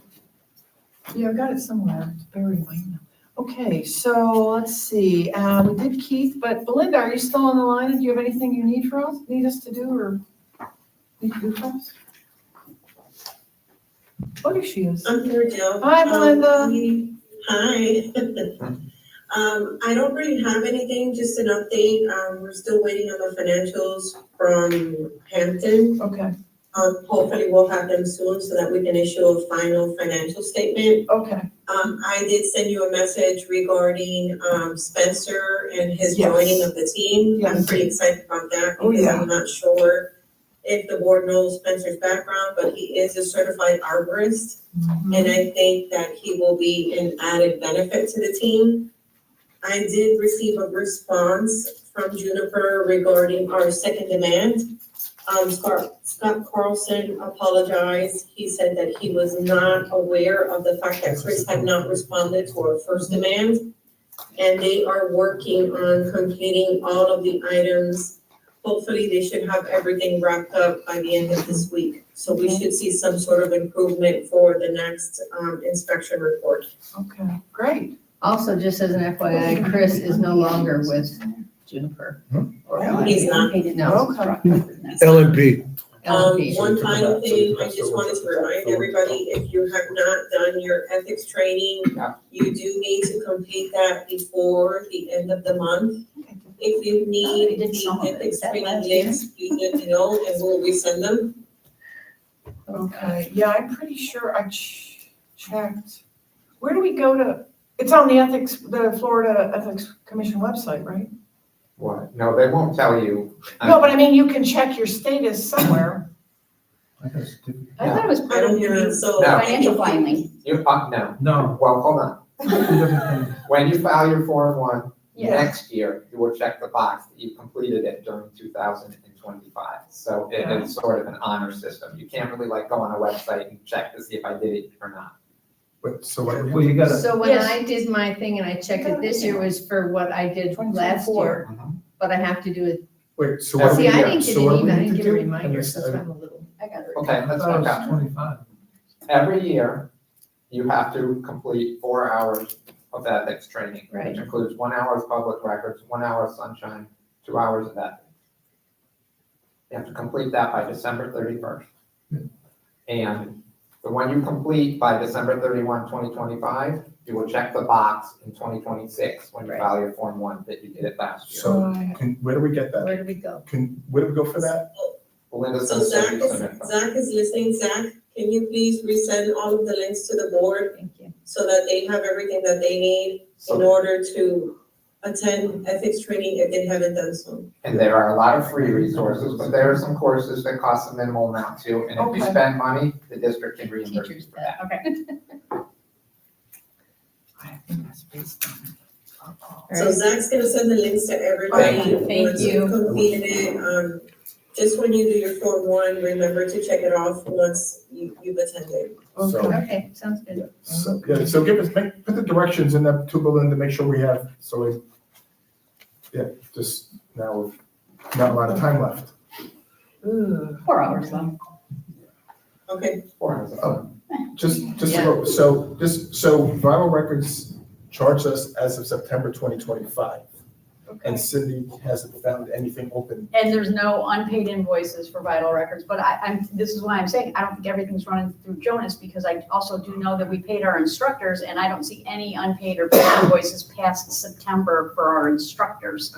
So I think everything is running through QuickBooks now. Some of it might be going through Jonas. Sometimes the accounting office uses the records from Jonas to reconcile with what's being paid out in QuickBooks. Yeah. The financial records and that for the 1099s of the fitness instructors, I believe is only going through QuickBooks because they don't log in and log out using Jonas. Correct, so that's my point. Can you check? Except for Yumi. Can you ask? Right. Can you check to see if anything through QuickBooks is being paid for Vital Records? The company's Carol called McGraw. Vital Records. Carol. Vital Records Control. In October or November or December, if there's any invoices came through. Do you want approval for The IT thing. Yes. the Club Insights? Oh, yeah, we could do both. Yeah, we Yes. should do both of those. Thanks. So, I did have one more thing. oh yeah, sorry. So I learned, over the weekend that Jerry Jasper resigned from the Reserve Committee as of December 1st.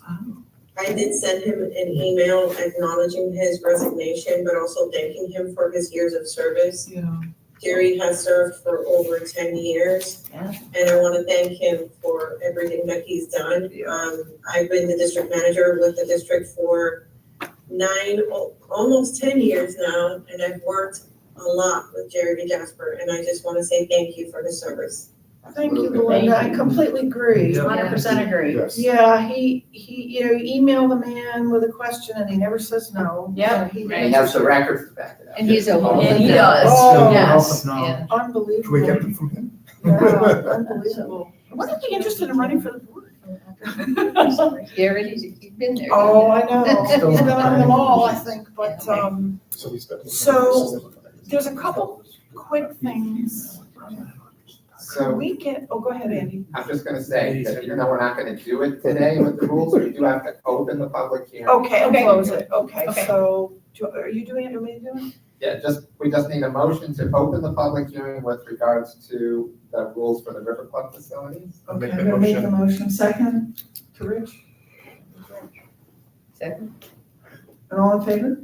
Aye. Okay, and now we need a motion to continue the previously continued public hearing to December 22nd at 9:30 at this location. I make that motion. Second. All in favor? Aye. Okay, thank you.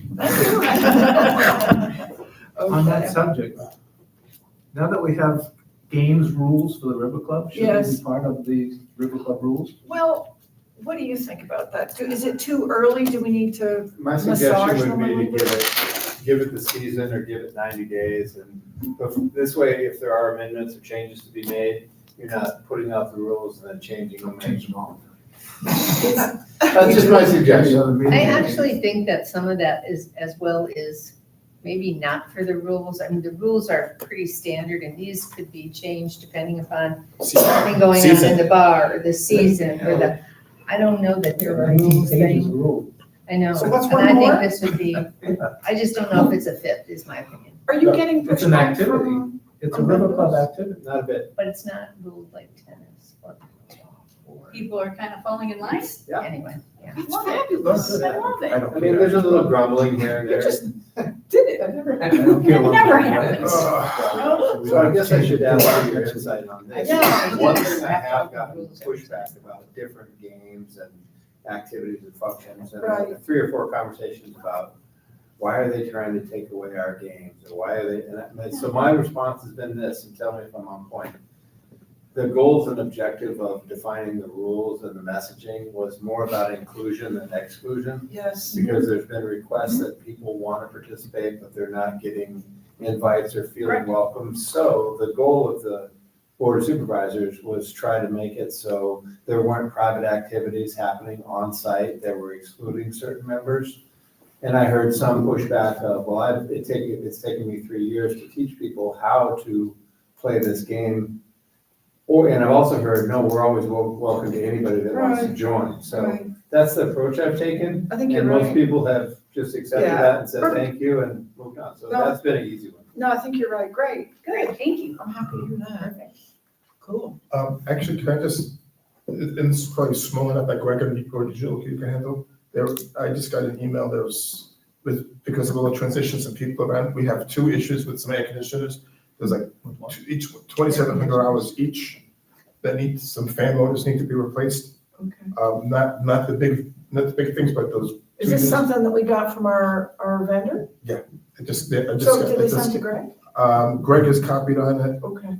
I'll just throw I'll my submit office and. Yeah, it literally just came Okay. through 12/14. Okay. And So Jill's now, limit, yeah. we had seen it before, but I think with all the craziness and trying and whatever, so. Her name skipped my mind. but Juliet. I did a she's walkthrough awesome. with her and the gentleman from the AC company. There's 2 different locations Yeah. they've identified. Yeah, 2 fan motors. One is in the banquet room closet over there, which is easily accessible. The second one, if you look behind that Oh, no. panel right there. No, this is not for the full replacements. This is just 2 small fan motors. These are 2,700 hours each. This is not, Never mind. this is not the replacement of the units. Okay. These are the fan motors going back, I think, in the bathroom and tennis Okay, room. I'll swing by Greg's after the meeting and we'll. Yeah. Actually, Okay. over the limit. Yeah.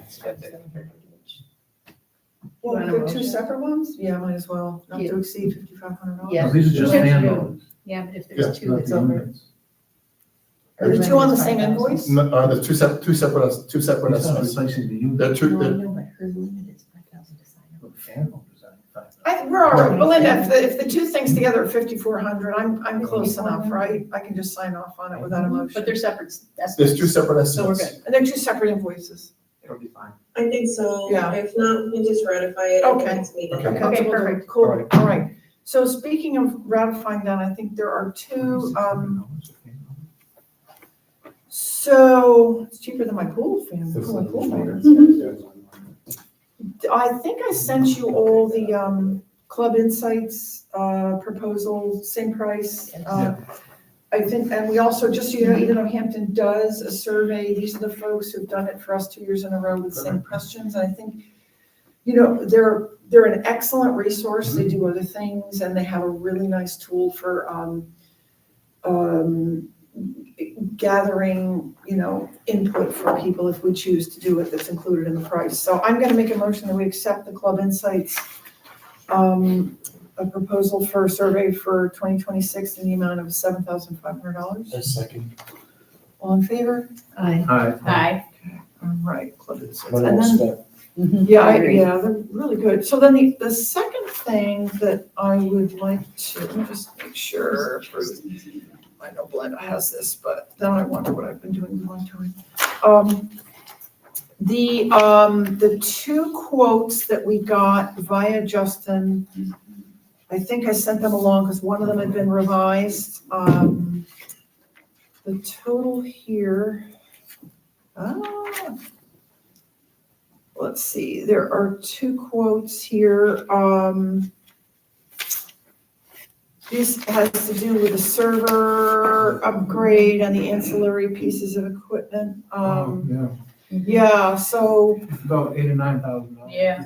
it's a little over 10. Yeah, I've got a question on the servers. Okay. I was back and forth with Justin. Okay, This is just the server that needs to have formatting to be done, and then whatever else needs to be done to it. So it's not just, okay, here's your server and you're ready to go. right, It's here's your server and it's gonna cost you a lot more money to get it working. okay, And then what's the maintenance contract on the server and how much, whatever else is Okay. gonna go on. all right, We're paying $2,400 right now for cloud storage. Mhm.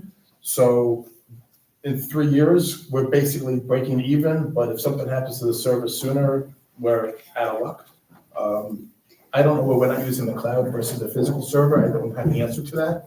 Nobody explained it to me, but I don't know my business. Everybody said, I mean, I always had physical servers, and every 3 years I was replacing servers and upgrading and this and that and back and And forth. then finally said cloud. And everybody said, go to the cloud, go to the cloud. So I don't know why now we're going to a physical server. I think I saw in the email back and forth you had with Justin that he said the Jonas Encore was a server-based Right. Operating system. Oh, so we're gonna go. I don't want to And I get too think deep into those waters. I'm just telling you So we're that I gonna thought- change, so after the Jonas So he's- Encore. He's got Goes he's got a away. bullet point here that says the Jonas Encore cloud hosting is gonna go away once Jonas migrates to the new in-house server. Because one of the issues I think if I remember Yeah. correctly, and Greg knows more about this stuff than I do, is that, I think there have been some delays and other issues because we've been working with remote Right. Jonas terminals, if you will, as opposed to having our own server.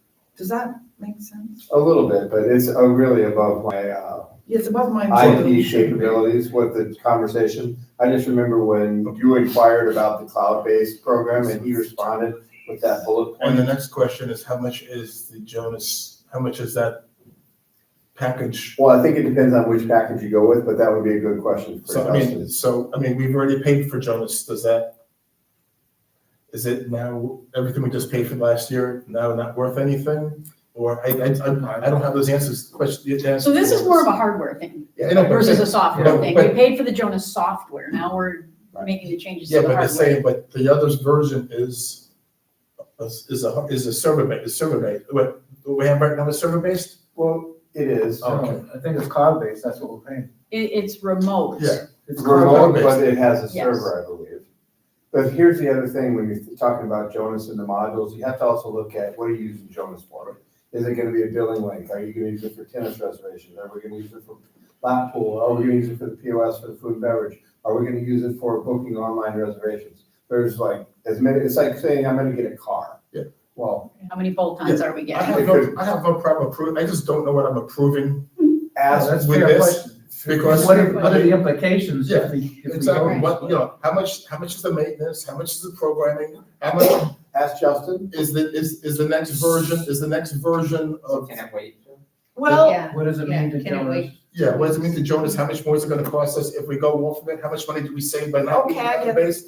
So I don't- my only question is that you had made a comment that this is the actual hardware, it's not for the installation and bringing up the hardware, Correct. is what you're telling me. It's just for hardware, so it's not formatting, it's not It's doing anything. none of the formatting. Installation setup? No, none of that. Okay, I think if you okay, I was ask, under the impression that if this you was, ask Justin, yeah. he's gonna come back to you with, tell me what your goals are, what do you want? Yeah, And then he'll help you, I promise I you, just- he's more astute. So- I just wanna know if we Yeah, go to okay. this, if we go to this, Mhm. what are all the implications of this, and what does it get us? Good question. And what are we replacing, and what are we, and do we save anything? Are we just repeating more Jonas costs? I don't know. I promise you, he will respond to you more succinctly and I think it needs to respond accurately. to all of So us. he'll copy all of us in and I'll follow along. well, And- I've been communicating with him, so I can. So my question to you all then is, do we defer this to the 22nd or do we do a not to exceed? I would defer, I would I mean, defer it and have Okay. Justin on the phone so that we can ask our questions. Okay. on the routers though, I have no problem with the routers, because this place needs new routers, because the routers are old and not functional, so the routers should be done. so you wanna break this up? I would, if they want to break it up, but once, Why don't we just wait till the Let's just wait. Let's just Okay. wait Yeah, till we're the only going 2 more 22nd. weeks. It's only 2 weeks. Okay, all right.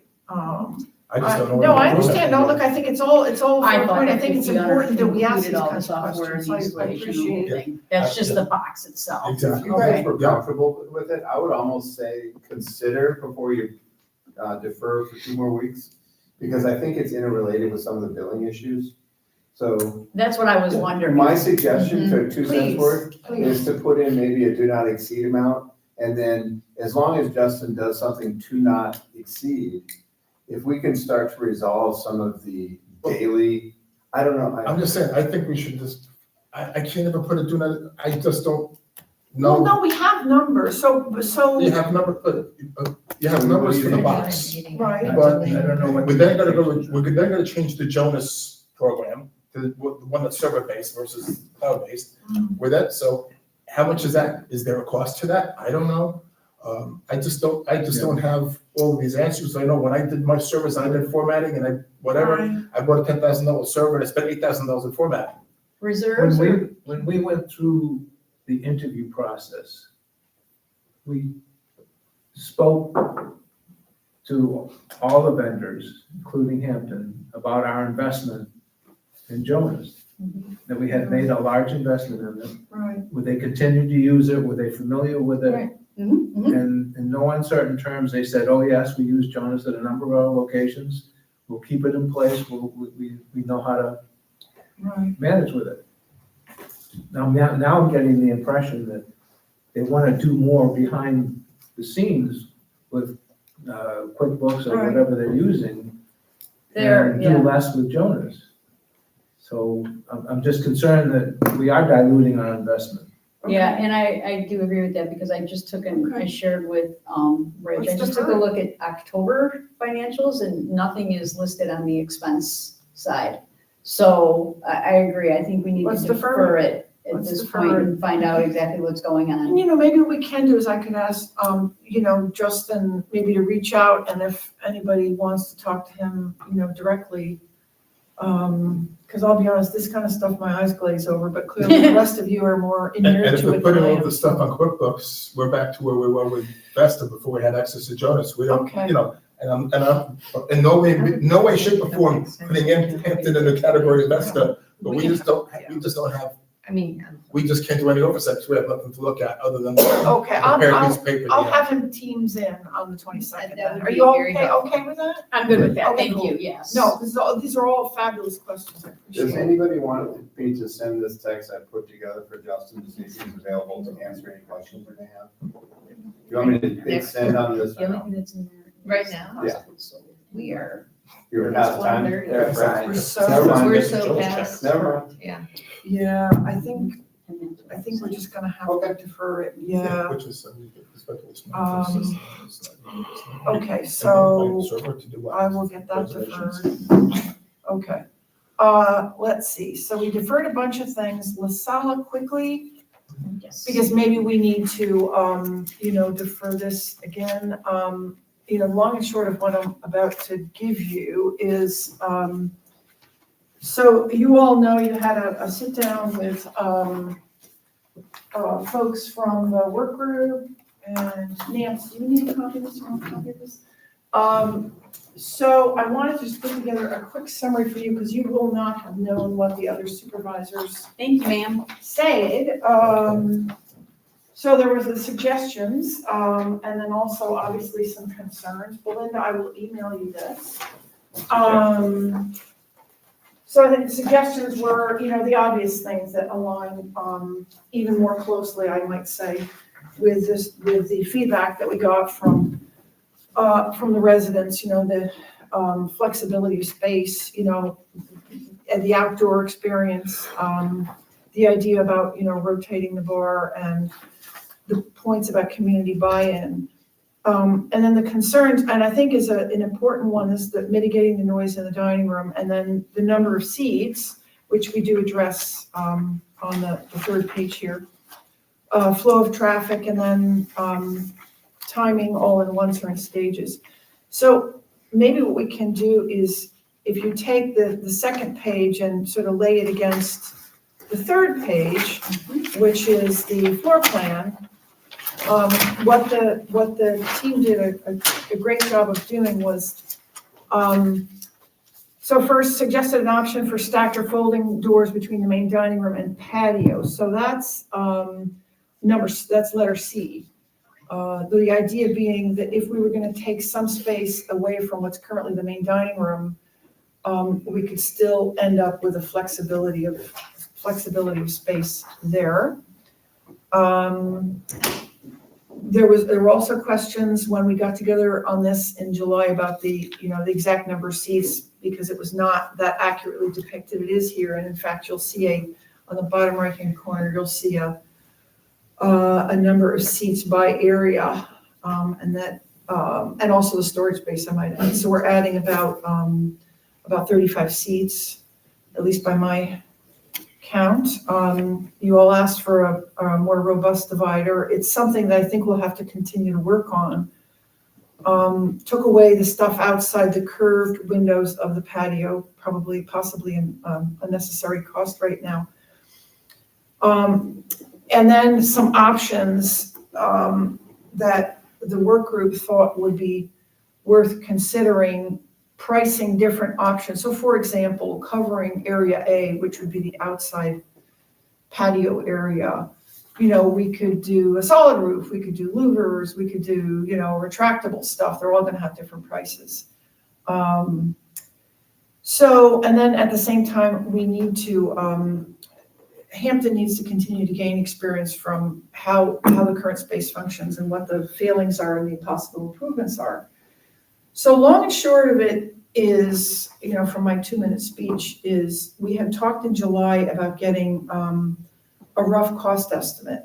It doesn't mean that anything here is written in stone.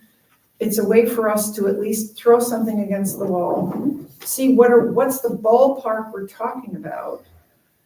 We don't want to defer that a lot longer, although 2 weeks wouldn't matter if you want to think about it and we talk about it on the 22nd, but we don't want to defer too much longer the rough cost estimates, because we can get those in parallel as Hampton continues to gain experience with the club and you all continue to have input to what's here.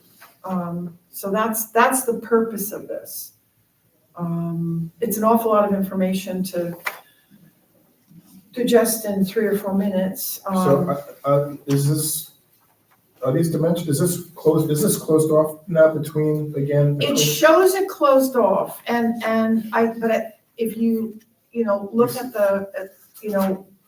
there was definitely an understanding, that you had, the thought about keeping the central hallway. And I think the important thing to remember is that this is not pricing necessarily of this plan set in stone. It's getting a rough 4 corners. Are we talking about A or are we talking about L?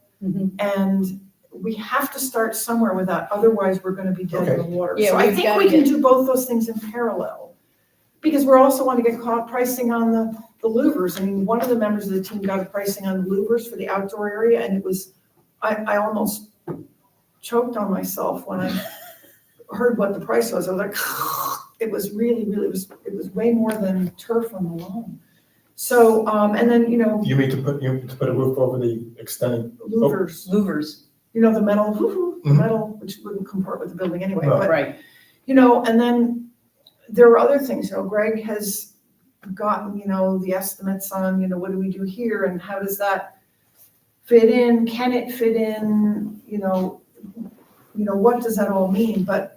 And we can continue to discuss all of that stuff. But in the meantime, we need to see what galaxy we're in terms of dollars with the general plan, with understanding among all of us that none of this is set in stone. Everybody liked the central bar plan, and it would just be, I think, a refinement of what Hampton thinks we need to do, the overarching suggestions we got from, the community, and, does it fit our budget? And we won't know 1 and 2 until we have an idea of what what 2 and 3 are, until we get a sense of what number 1 is, which is.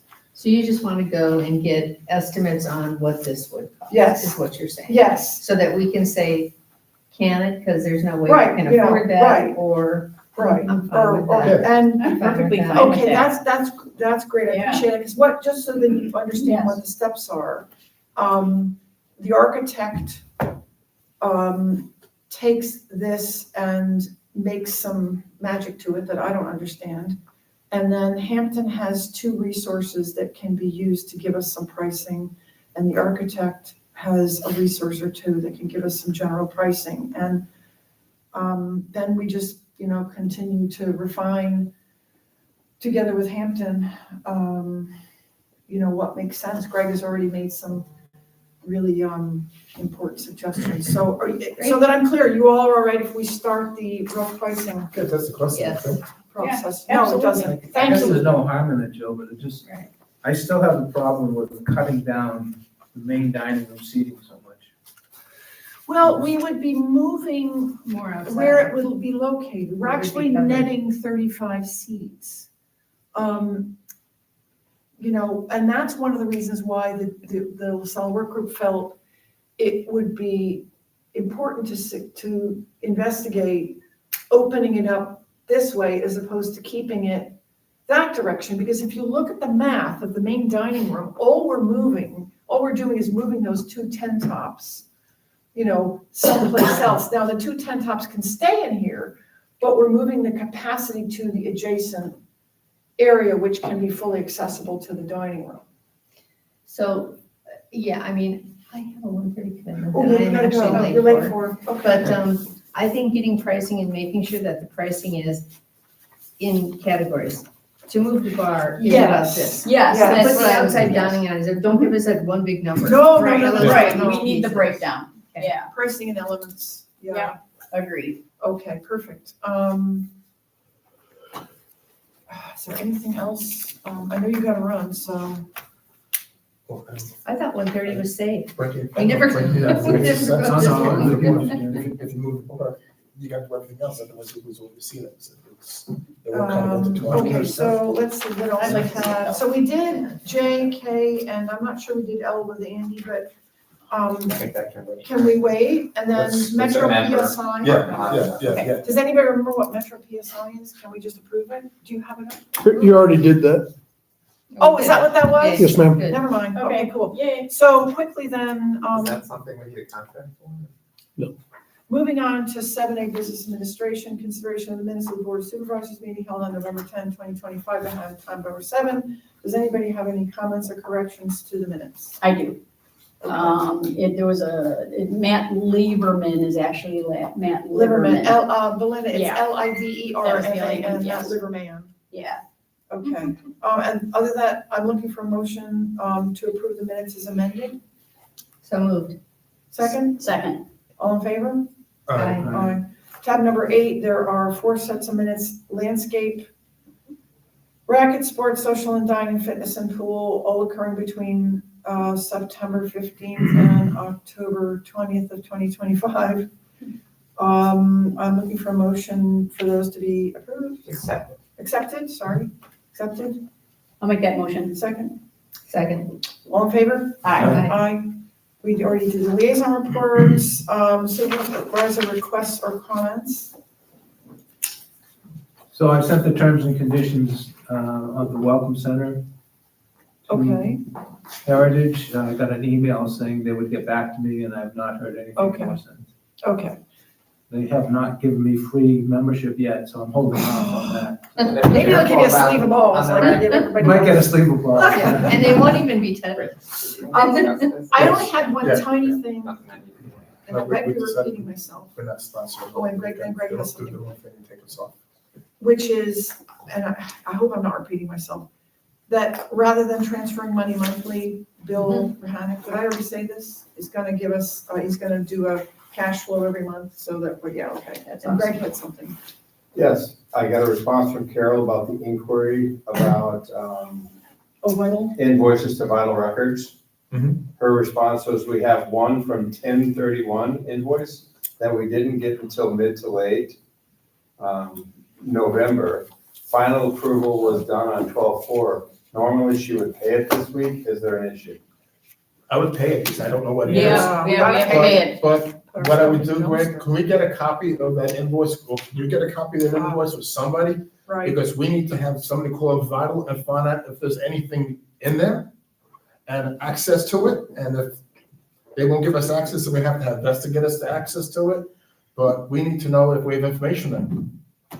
okay, cool. So I'm asking her to pay it, and please send me the invoice. Correct, Perfect. yes, Thank because we you. gotta, if there's stuff there, we need to make sure it Okay, stays. all right, so then I'm looking for a motion. No, I've got, just Sorry. real Oh, fast. sorry, Rich, I Just real fast, on apologize. facility side, what Greg had mentioned, we're getting proposals are coming in this week.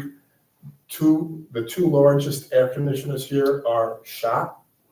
So the 3 that we thought we needed to be, that were scheduled to be replaced on further reserves, at least on the reserve study for this year don't need to be done, but the two large ones need to be done. One is that one up there, and to get to that one, you need to rip out the wall. So it's gonna be extensive work. Pause for a second. They don't need to rip out the wall. He will cut a rectangle in the ceiling underneath it. Okay. And then he suggests that rather than drywall repair it, to put an access panel there that's wider than the drop down. He'll use a jack to go up and down. So we don't, once, just like that access panel kind of is there, he suggests an access panel, so you can pull it out and put it up for future. Perfect, okay. So but we should have those proposals coming in for the next meeting to look at, because they're still functioning now, but they're rusting out and they are in bad shape. And we should probably do it before we get to the main, heat season of the It's summer. gonna be here soon enough. Yeah, exactly. Yeah. So, that's something to look at. But we got an analysis from IC Mechanical that all the other units are in decent shape. Oh, good, good, okay. Just get the money. All right, anybody else then? No, ma'am, anything I have to wait till next meeting. Ms. Cheryl? Yep. All right, I'm gonna make a motion to adjourn. I'll second that. All in favor? Aye. Aye. Boy, that was, is that the longest one we've That's ever the had? longest one we've ever had. That's because we missed the one at the end of November. Yeah. We missed one meeting.